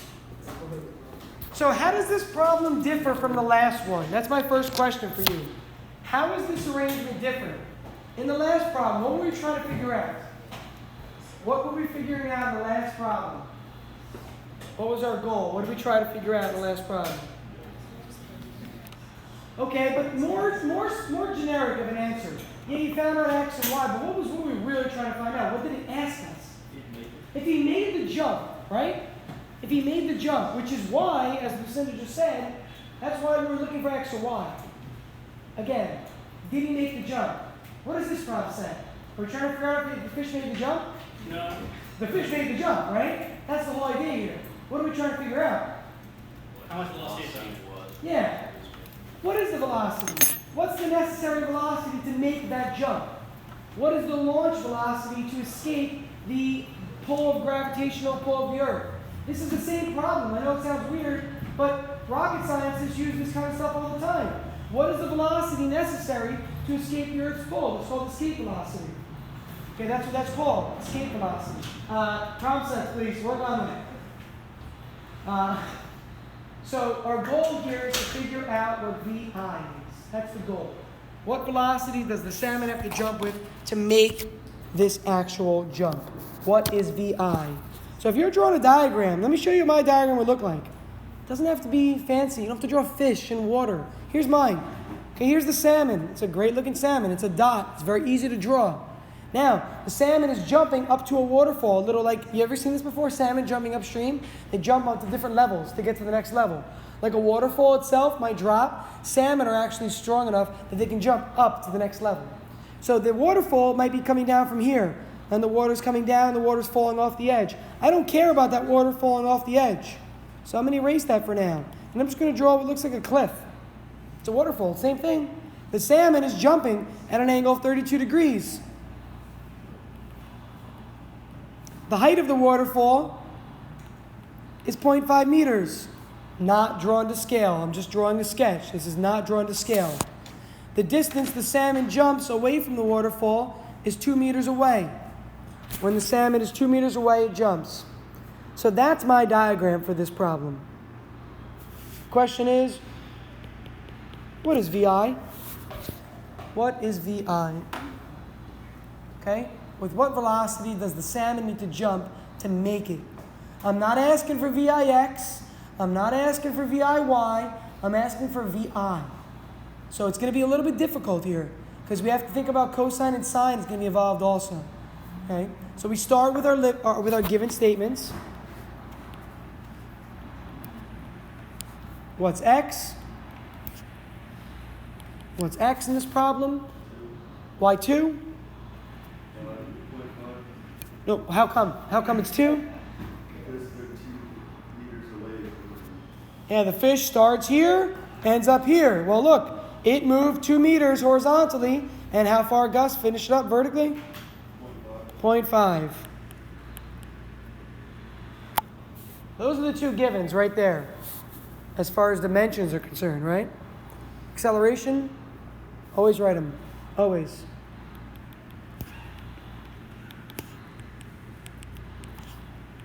Units are consistently meters per second squared. If I don't see this on your next test, I will be very upset. That's an automatic. You don't even have to read the problem. If it's a projectile problem, that red highlighted area, accelerate, highlighted in blue. That blue highlighted area is an automatic every single time. If it's projectile motion. Launched at an angle, launched horizontally, I don't care. Launched downward at an angle, vertical up and down even, it's worth it. It works too. But when it's only up and down, you don't have to worry about the y direction. What else? VIX, VIY, what do you got? What's the formula for VIX? Or V bar X? And VIY, what do I use? From the last problem we did this also. VIY, let's start with VIY. What do I always do to find VIY? Martha? Give me the variables. I did. All right, but tell me, I'm asking, remember components, sine and cosine, all that stuff. What is VIY? What is VIY? Velocity times the sine of the It's VI sine theta. And what's VIX? velocity times cosine. Thank you. Remember, this formula is always true. This is not one that is given to you. I'm not giving you on the formula sheet that Vx is Vi cos theta or Vy is V sine theta. That stuff you should know. That's why I told you, remember alphabetically. But you know theta. What's theta? What's theta?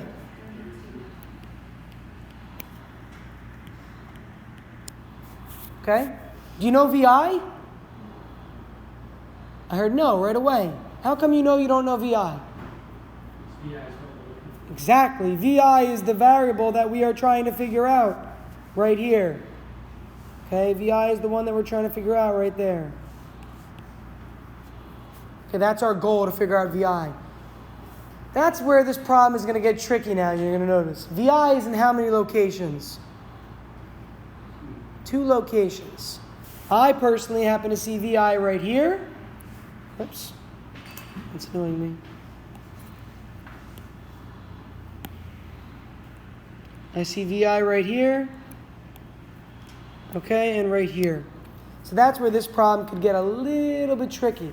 But it's not that bad still. So I have 2 variables unknown, or 1 variable unknown so far. So far I have 1 variable unknown. It's VI. But I recognize that every equation that we use, well, I shouldn't say every, almost all equations we use in this chapter, in this section, involve another variable. What's that other variable again? What's that last variable that we could always use?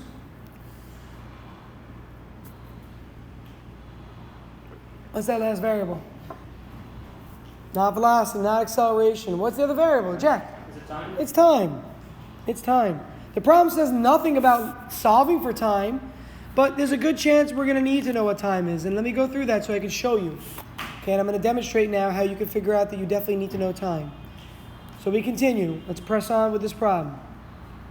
We start by listing our formulas. In the x, this is always the equation.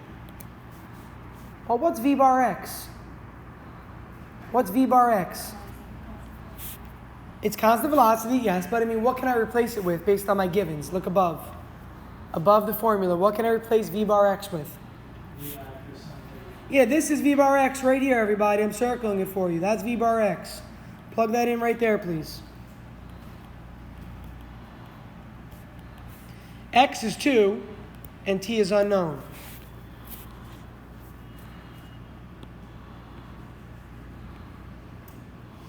So in the x direction, can I solve? Mike, can I solve for vi and t at the same time? What do I need, Mike? I need at least one of them, right? So where might I look for another one of them? Okay, possibly a quadratic, yes. But even before that, I mean, generally, where might I look? In the y direction. In the x direction, we have one equation, two variables. You can't solve. You go to the y direction. In the y direction, nothing about max height, nothing about final velocity. So again, you're going to go ahead and use this equation. This will be drilled into your head by the end of this. But again, the problem is going to present itself. That vi is unknown and t is unknown again. So I'm going to rewrite all this stuff. I'm going to write them all out and fill them in. Is this one of the times where you could rewrite it to like this root 2y? It is not, because that's only when VIY is 0. When this drops off, but VIY is not 0. If it's unknown, you can't do Correct. So here's VIY. I'm circling it right now. Take this expression, VI sine 32, plug it in there for VIY.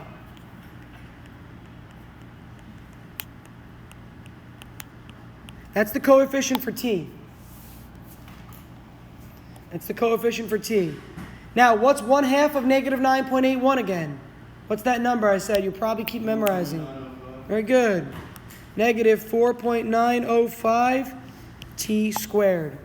So once again, you have how many variables? 2. You don't know VI, you don't know time. So you can't solve this one by itself either. So I want you guys to really focus on what I'm boxing in now. That equation and that equation right there. Those are your two equations. Unfortunately, they both suck. They both have two variables. They do. It's terrible. They have two variables. We don't know either of them. And they're both only one equation. So I need to use substitution method. I need to use substitution. I can do this several ways. I could substitute or solve for VI, plug that in, see how that works. Or I could solve for T, plug that in, see how that works. Most likely, I'm not going to solve for anything in this equation because this is more complicated, isn't it? Try to solve this for T. You can't. You could probably solve for VI, but it's going to be a mess.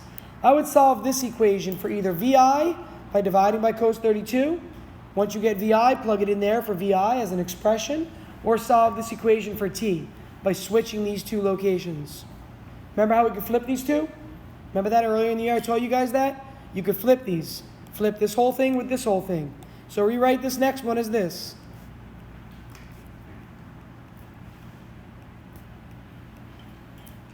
And that's the expression for time. Is it a number? Do you guys see a number? No. Why isn't it a number? What do you need to know still? You need VI. If you had VI, you could figure out time. It's right here.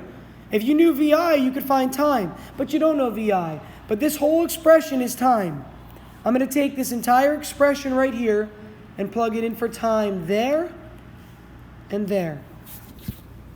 I'm going to plug it in both of those locations for time.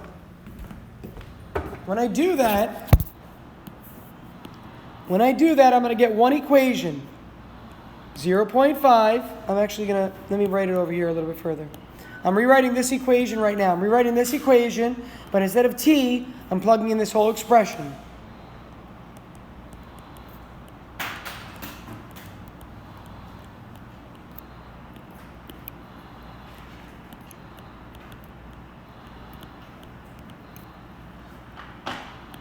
Oops, I put t. See it? What am I doing? Again, I'm plugging in for t right here and right here. So this is t right here. I'm boxing it in for you so you can see.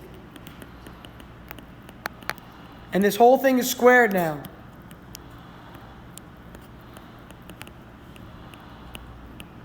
And it looks so confusing because you're like, oh my gosh, there's variables in the denominator, there's squared stuff, this is so difficult, it's not that bad. You have to practice your algebra. VI in the numerator, multiplied by something with VI in the denominator. What happens to those VIs? They cancel. That's convenient. It's really convenient. Cancel your VIs, please. Those drop off.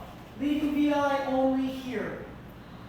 The only VI left in this problem is in the bottom right of the equation. I got to stop at this point because we're going to run out of time for the lab I want to get started on and get you to get a look at. We still have a little bit of time, yeah. So here's what I did. In the other class, I had the bell rang at this point, so I'll stop at that. I really need to spend time. Tonight, here's what I want you to do. Or over the next 4, 5, 6 days, whatever it is, Tuesday, up until next Monday, you need to do the following. Watch the rest of this example 4. You could try example 5 if you want, but we'll go over it in class on Monday. But I want you to get a head start on the homework. So if you look at the in the x direction, there's no acceleration here. So we know that off the bat, there's going to be a constant velocity in the x direction. Therefore, I'm going to call this v bar x. I could call it vix, and you can do that. But it doesn't matter. It's not going to change. So you could call it vix or vfx. It's the same velocity in the x the whole time through. Remember, as this object launches or it's moving, it's always moving to the right the whole time. Vertically, it moves up, moves up, moves up, moves up, moves up, stops vertically, and then comes down, comes down, comes down, comes down. But the entire time it's moving to the right. With what velocity? 25 cos 45. Okay? And then as a result, what's VIY going to be? What's VIY? That's VIX. What's VIY? Mike? 25 sine. Yeah, 25 sine of the angle. That's sun is really jammed out. It's early in the morning. What's going on outside? So we have the x direction and the y direction. Something interesting. Go ahead and type these in your calculator. Go ahead and type them in and get a number for both. Something interesting is going on here. And you might recognize why that is. I know some of you might pick up on it right away. You may have even talked about this in your geometry course last year. You'll definitely see this apparently in your pre-calc course next year. You will definitely see it. You might see it at the end of the year in Algebra 2. What do you get for a number here for these two? It's actually 25 cos 45, 25 sine. But remembering that it's got to be in degree mode. The calculator has to be in degree mode. What do I get for either of them? Either one of them. I What- have 17.67. Agreed? 17.67? And that was for the x? How about the y direction? What do you got? It's the same. It's the same, and that's what I wanted you to notice. Let's talk about this for a second, because this is where it might help a few of you to really understand what this whole ix and iy, viy, vix thing is going on here. Why would these two numbers be the same? And we're going to spend a little bit of time right now and kind of pause this problem to talk about this, because it is a really important aspect. Jack, why would it be the same? I'm going to go on a limb here and say it has to do with the angle, and that 45 degrees is in the middle of a right angle. That's exactly it. Jack used his intuition, and he said, you know what? If it's fired straight up, it would be 90 degrees, right? And all the velocity would be in the y direction. If it's fired at 0 degrees, all the velocity is in the x direction. But when it's at 45, 45 is halfway between 0 and 90. Therefore, what you're going to get is you're going to get the same exact initial velocity for both directions when this happens. Write yourself a little note that needs to be written down if you don't really get that right now.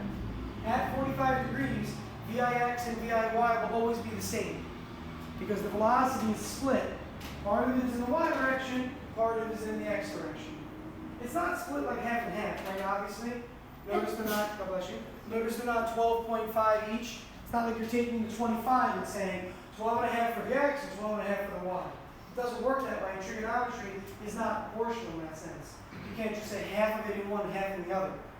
So it turns out it's almost 18 meters per second, a little bit less in each direction. Now, answer this question for me. Okay? Answer this question. Here's 45 degrees. What if the angle does this? Just this. A little bit. So here's 45. What if suddenly I alter the angle just a tiny bit? what would happen? What would happen? Would the Y be bigger? Why? How come? Because you're going up. Yeah, I'm going more vertically now, right?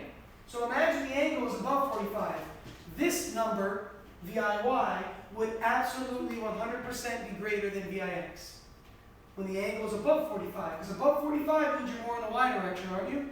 What's below 45 more in the X direction? It's like being launched like this. So if you noticed in your lab in part 3, there was a problem that said quarterback decision. And the quarterback had to decide. The quarterback needed to throw the ball, say, I forget what it was, but say 30 yards hypothetically.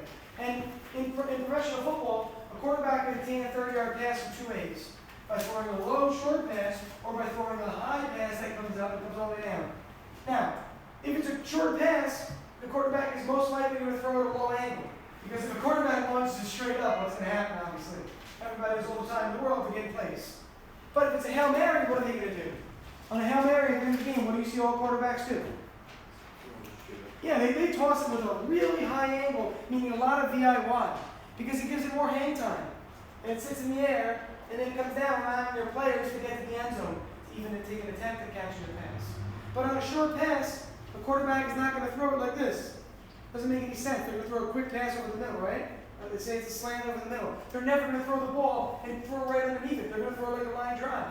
So what I want you to recognize is that passes, projectiles, above 45 degrees will have a lot of hang time, right? You saw this in your lab. You should notice that in your lab, that when it was on the high angle, you had a lot of hang time because the ball's in the air for a while, okay? Now, below 45, we'll have low or less hang time. It will also, when it's below 45, have more VX. And when it's above 45, it will have more VY. And if you don't believe that, go ahead and try. Change the angle to 46 degrees. Change it to 47 degrees. Change it to 48 degrees. And you'll notice that VIY will keep going up, and VIX will keep going down as the angle gets larger than 45. Okay, this is a great multiple choice question for a test. As the angle increases beyond 45, what can you say about the components of velocity? VIY goes up. Or you could say VIX goes down. Either one is acceptable there.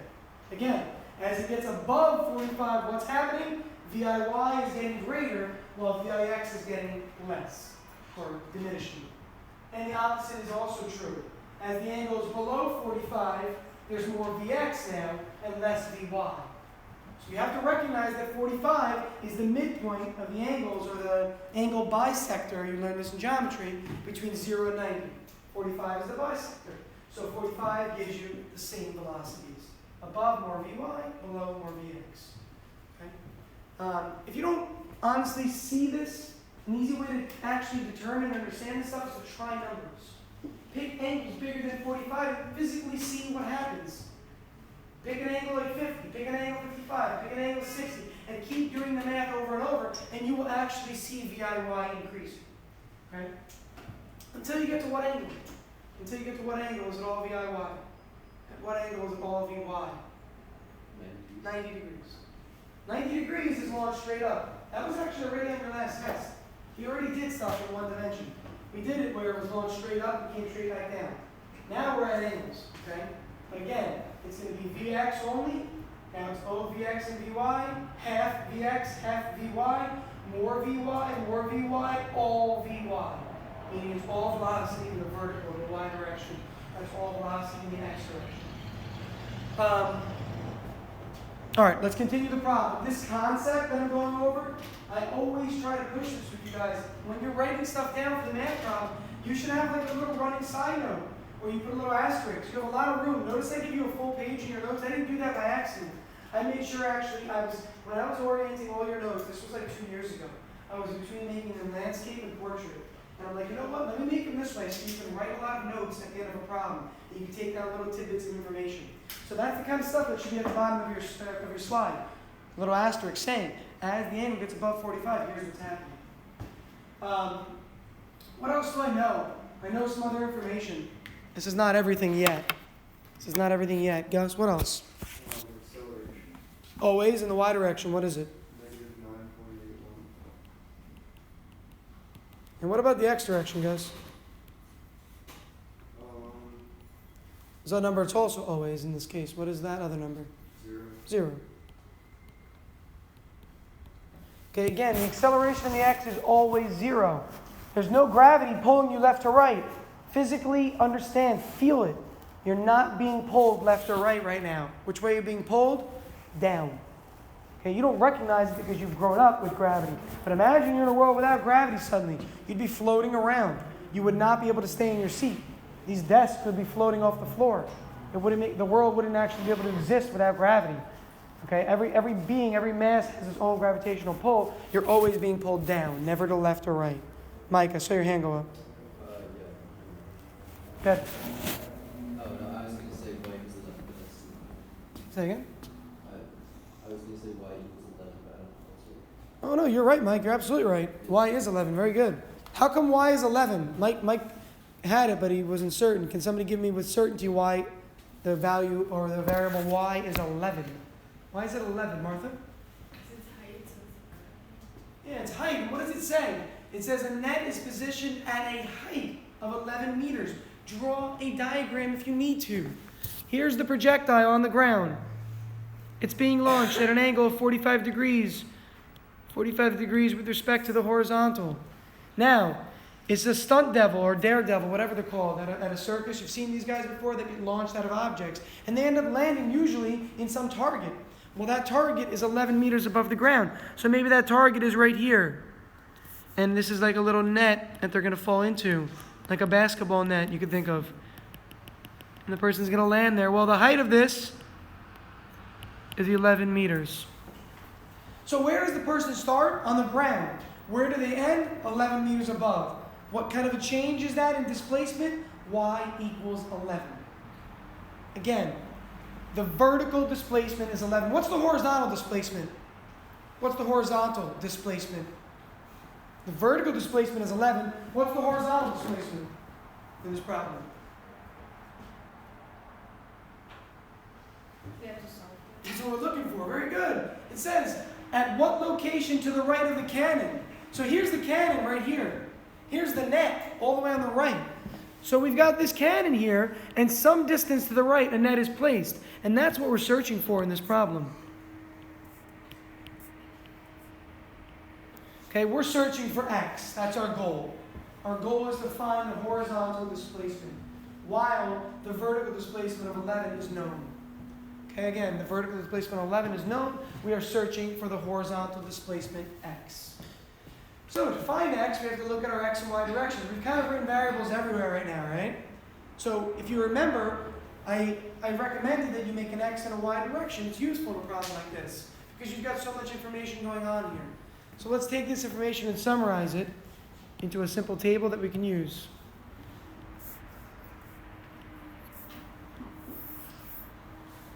The x direction, I always need less space for math, so I have a tendency to make that narrower than the y direction. Doesn't really matter though, okay?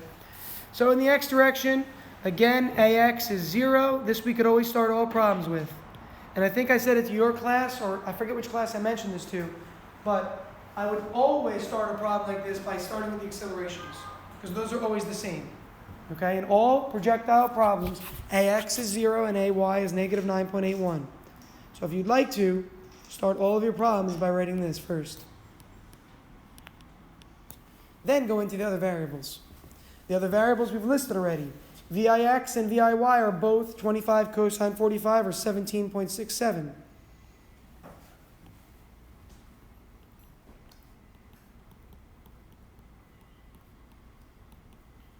I'm only keeping 2 decimals right now. Why? Why am I keeping 2 decimals, not just 1? Meaning I'm keeping at least 2, maybe more really. If I wanted to be precise, I would just write 25 sine 45 right here, because that's the exact value, right? This is an approximation of what 25 sine 45 is. But why am I keeping at least 2, if not 3 decimal spots? How come I'm not rounding to the 10th right away? Because you should be like specific in this problem because you're like How come?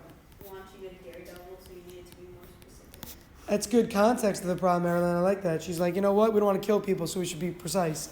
That too, absolutely. But mathematically, why would I want to keep more numbers? Why would I want to keep more numbers in a given? So it's more accurate. Because what am I going to do with that number? What do you mean more accurate, Gus? Give me more than that. Plug it in and round it and get something else, and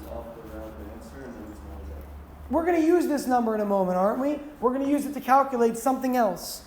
So we don't want to round a number too much that we're going to use later on. So realistically, the right way to do this would be to write literally 25 sine 45 in both spots. I'm going to use decimals for now to show you that it doesn't matter either way, really. Okay, but if you want it to be extremely precise, 25 cosine 45 and 25 sine 45 are the actual values of those variables. Again, the y direction, the height of the net we know is 11 meters above the ground. So this person is starting at the ground and ending at a height of 11 above, so their vertical displacement is positive 11. Even though they have a horizontal also, we know that the vertical displacement between where they started, right here, and where they're going to end, right here, this vertical gap from starting to ending is 11 meters. Okay, remember, even though it's starting over here on the left, you could think of it as like starting here vertically, and it's moving up 11 meters. So that's why y is 11. We don't know how far it's going to travel this way. That's what our goal is. Where should this net be placed so that this object lands in the net? You see what I'm saying? Okay, so on this direction, we're going to put x equals question mark. What else? What else should I write down?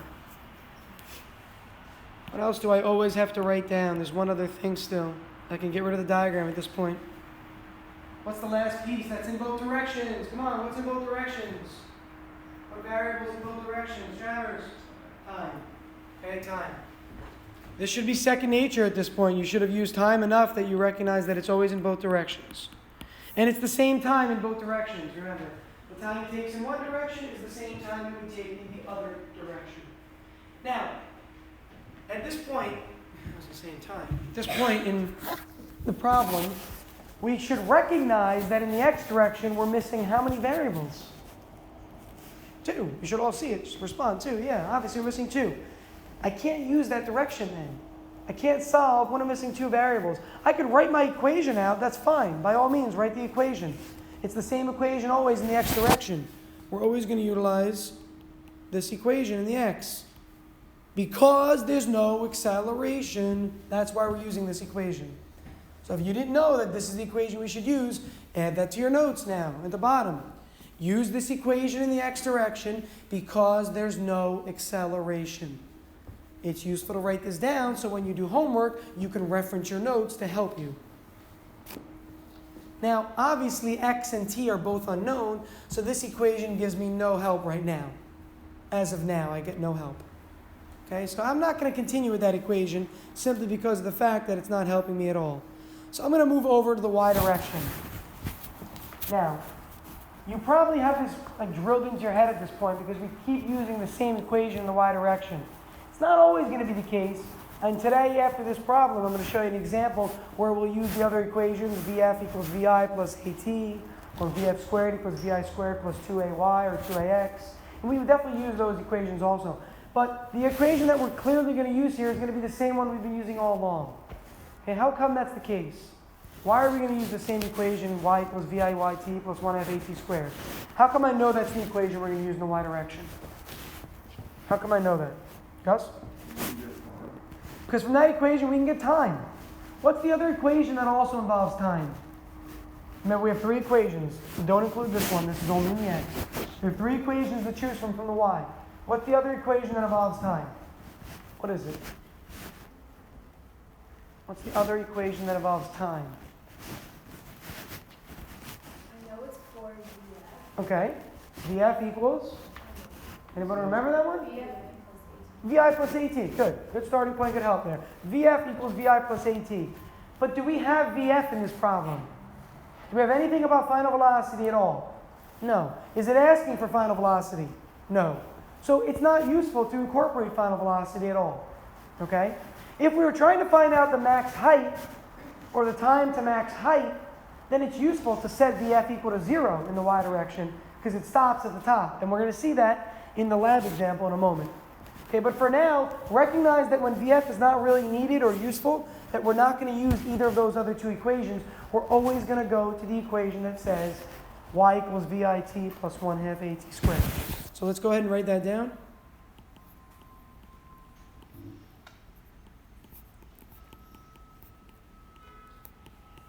Recognizing again, and I'm going to point this out on purpose because I think people get confused as the year goes on, these here are subscripts.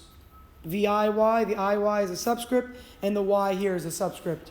We have to recognize that there are subscripts involved. They are not variables. Please don't plug in an 11 here. I've seen students plug in the 9.81 or negative 9.81 here, and then they put 11 here. This is not an 11. This is not the value of Y. This is just indicating it's in the Y direction. Now, unfortunately, for the right-hand side of this problem, we can't solve for the variable t. How come? How come I can't solve for t generically here? What's the problem with solving for t? Why can't I do it? Why can't I do it? Come on, people. You guys should have better math skills than that right now. You've done this before. Why can't I solve for t in this equation? Because we move the equation wrong because one of them is squared. Say it louder. Because one of them is squared. Well, one of them is squared, absolutely, but what's the issue? You have how many variables for t? 2 spots. So there's no way to actually isolate t. Remember, you can't isolate a variable unless it's only occurring once. So what kind of a formula are we going to probably end up using here? Yeah, the quadratic. So let's plug in for all of our variables that we know. We know that y is 11. VIY is 17.67 times t. Half of negative 9.81. Who has that one memorized? You've done it enough. What is it? Yeah, negative 4.905. T squared. So again, plugging in 11 here, 17.67 here, and negative 9.81 over here, plugging in for those 3 things that are circled gives us the next line of this equation. If you're not practicing and not keeping up, you might be confused as to where this negative 4.905 came from. But recognize that it's half of gravity always. Always going to appear next to t squared. Okay, you should get used to that number by now. It's always going to be there next to t squared. Because it's always going to be half of negative 9.81. Now, can I solve this yet? No. It's got to be in either standard form, where it's ax squared plus bx plus c, like a polynomial, or I could graph it to solve. Okay, if you're good with graphing, that's fine. You still got to move the 11 over. I'm going to put these in the correct order. Maybe if you want to, and you want to make this positive, some students like to have this positive, move this over and move the 17.67. It doesn't matter which way you move. Either move the 11 over and reorder it, or move both of these over and reorder it. But it should be in the form where t squared is first, t is second, and then the thing without t is third, the constant. Okay? I will, for the sake of being annoying, move the 11 over to keep everything weird. So we'll have the 11 over here, which will make it negative 11. Again, recognize this, please. I'm really not even using my algebra skills here. I'm kind of just recognizing that when something's on one side of the equation, how do I get it to the other? By negating it, by switching the sign. If an entire term, like the number 11, is on the left-hand side, just make it negative to put it on the right-hand side.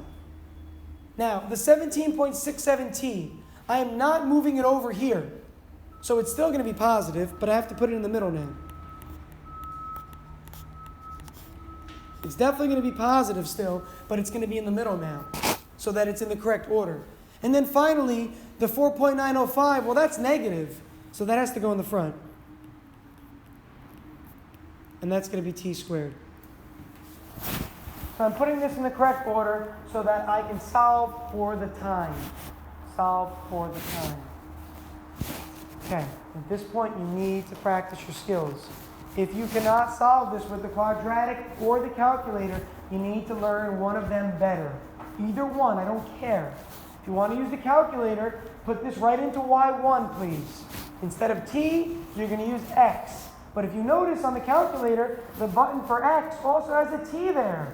Because t is generically an independent variable a lot of the time.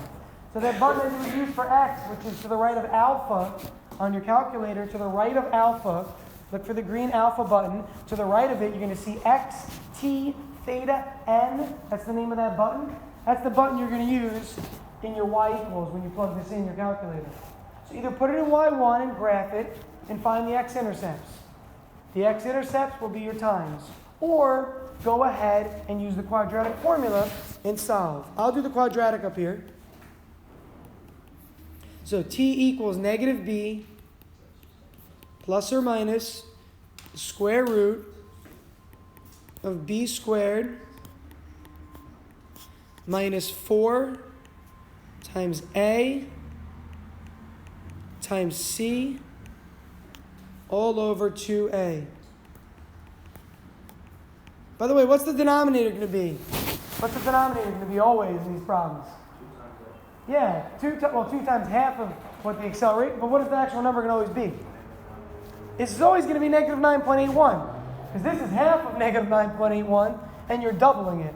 So it's not a coincidence that in these problems, that your denominator always becomes negative 9.81. Martha, if you can't see, you should move up, okay? Maybe that helps a little bit. Is that better? Okay.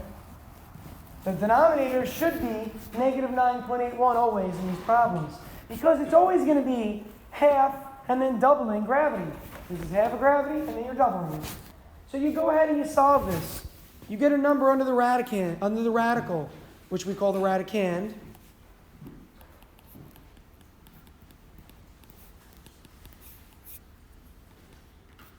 Is anyone using the quadratic formula to do this right now? Could you tell me what you get when you do the square root of this whole mess under here? It is really messy. Does it come out to be 9.81? Really? I mean,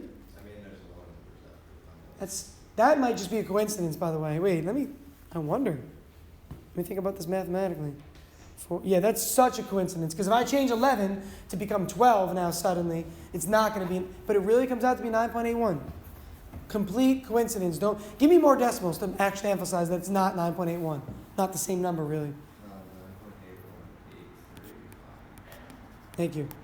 I don't want you to think that this is always going to be gravity here. That's an absolute coincidence, okay?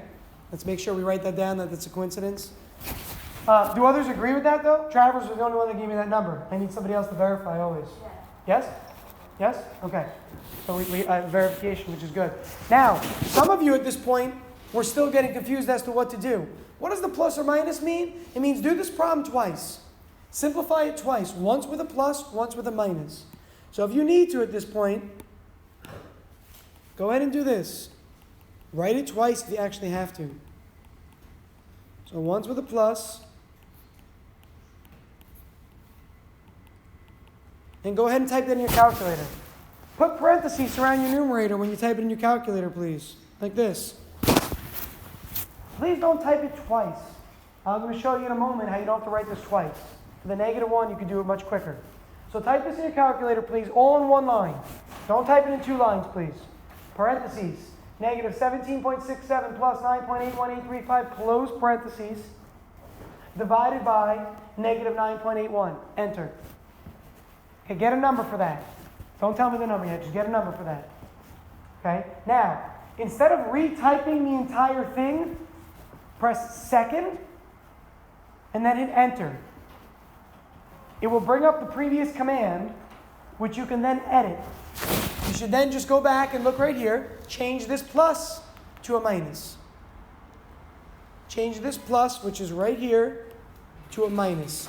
But again, use your calculator wisely. Don't retype it all. It's a waste of time. Some of you will run out of time on tests and have trouble finishing. This is a time saver again. Okay, so type it twice. Honestly, graphing would be the ultimate time saver if you graphed and found the x-intercepts, because I think it would be faster than doing all of this work. So if you really want to be really good at saving time, I would do that.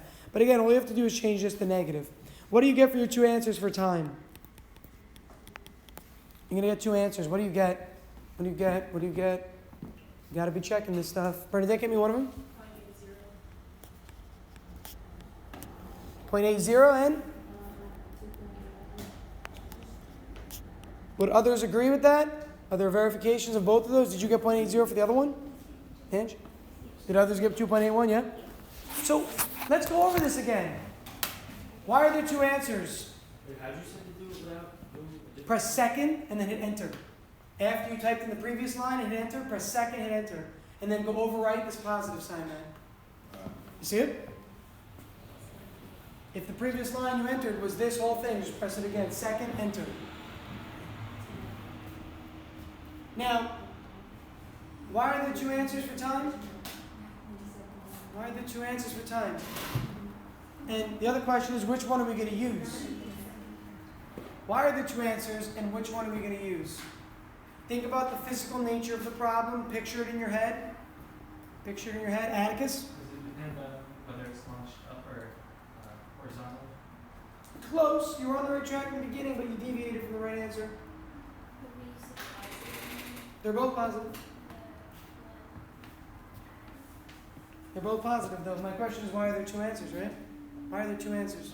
There is a maximum height, but the first time is this daredevil reached the height of 11 before this maximum height. And then it kept going up to max height, and then what? It dropped. And then it came back down, didn't it? Yeah. Think about the physical nature of the problem. Go back up to the diagram if you need to. Jot these numbers down if you haven't jotted them down. I'm going to get rid of them now. Go back up to the problem. Look at the physical nature of it. Didn't the daredevil reach 11 meters on the way up? Possibly.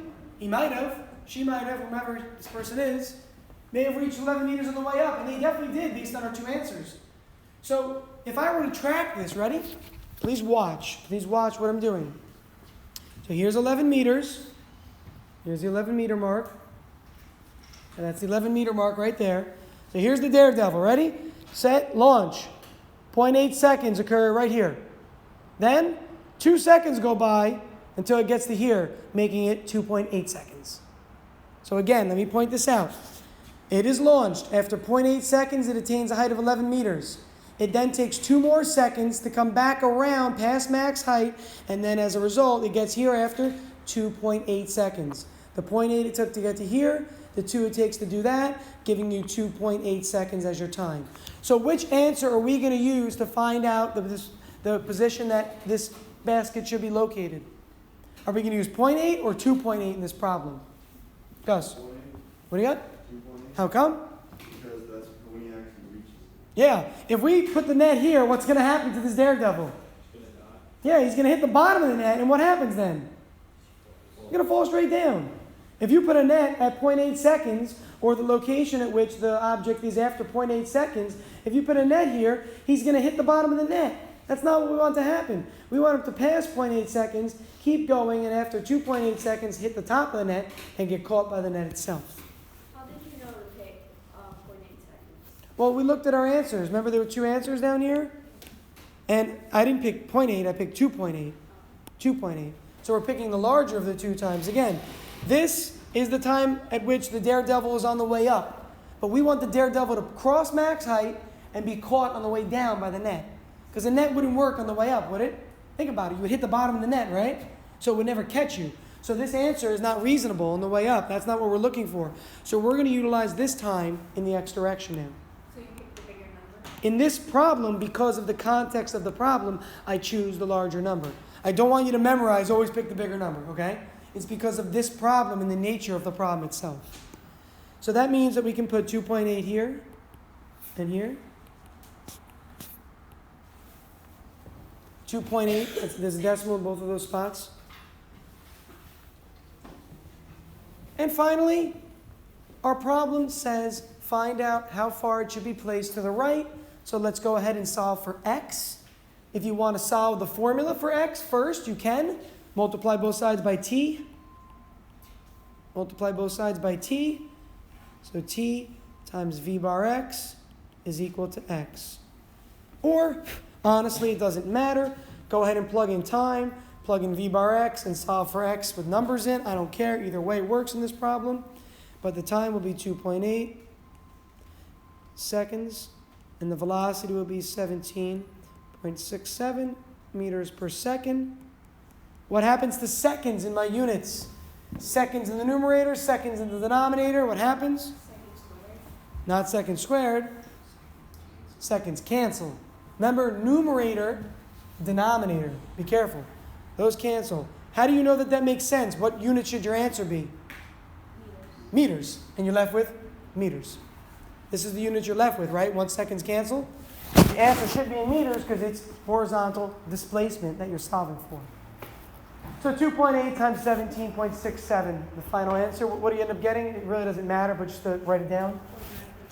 49.48. So let's, for now, 49.5, because it's our final answer. We'll round it to 49.5 meters. All right? So, again, you go to the circus and you think that all this kind of stuff is like, oh my gosh, the guy might die or something might happen, or, any sort of application of this. But suddenly, you're able to easily calculate the horizontal displacement of an object. Okay? This can be extremely useful. Again, are you going to ever do this? Are you ever going to do this in like football? No, you're not. If you're playing baseball and you're throwing the ball from the outfield, are you going to, in your mind, calculate the angle in which you should launch? No, obviously not. It doesn't make any sense. Okay? It makes no sense at all because you wouldn't have the time to do it. Your brain can't compute that quickly. But it is actually kind of useful to understand the mathematics behind it. How many of you have been, anybody following the baseball playoffs at all? Watching a couple games here and there?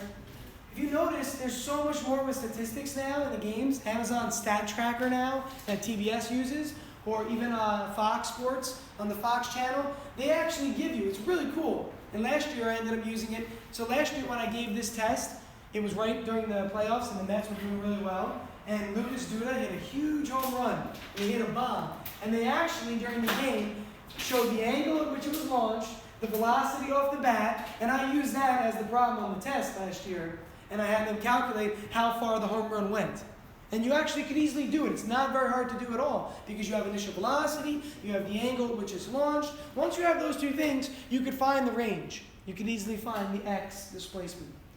Okay?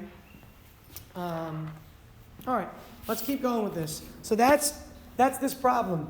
Now, what I want to do is quickly look at your lab. So go to part 4, please. Go to part 4.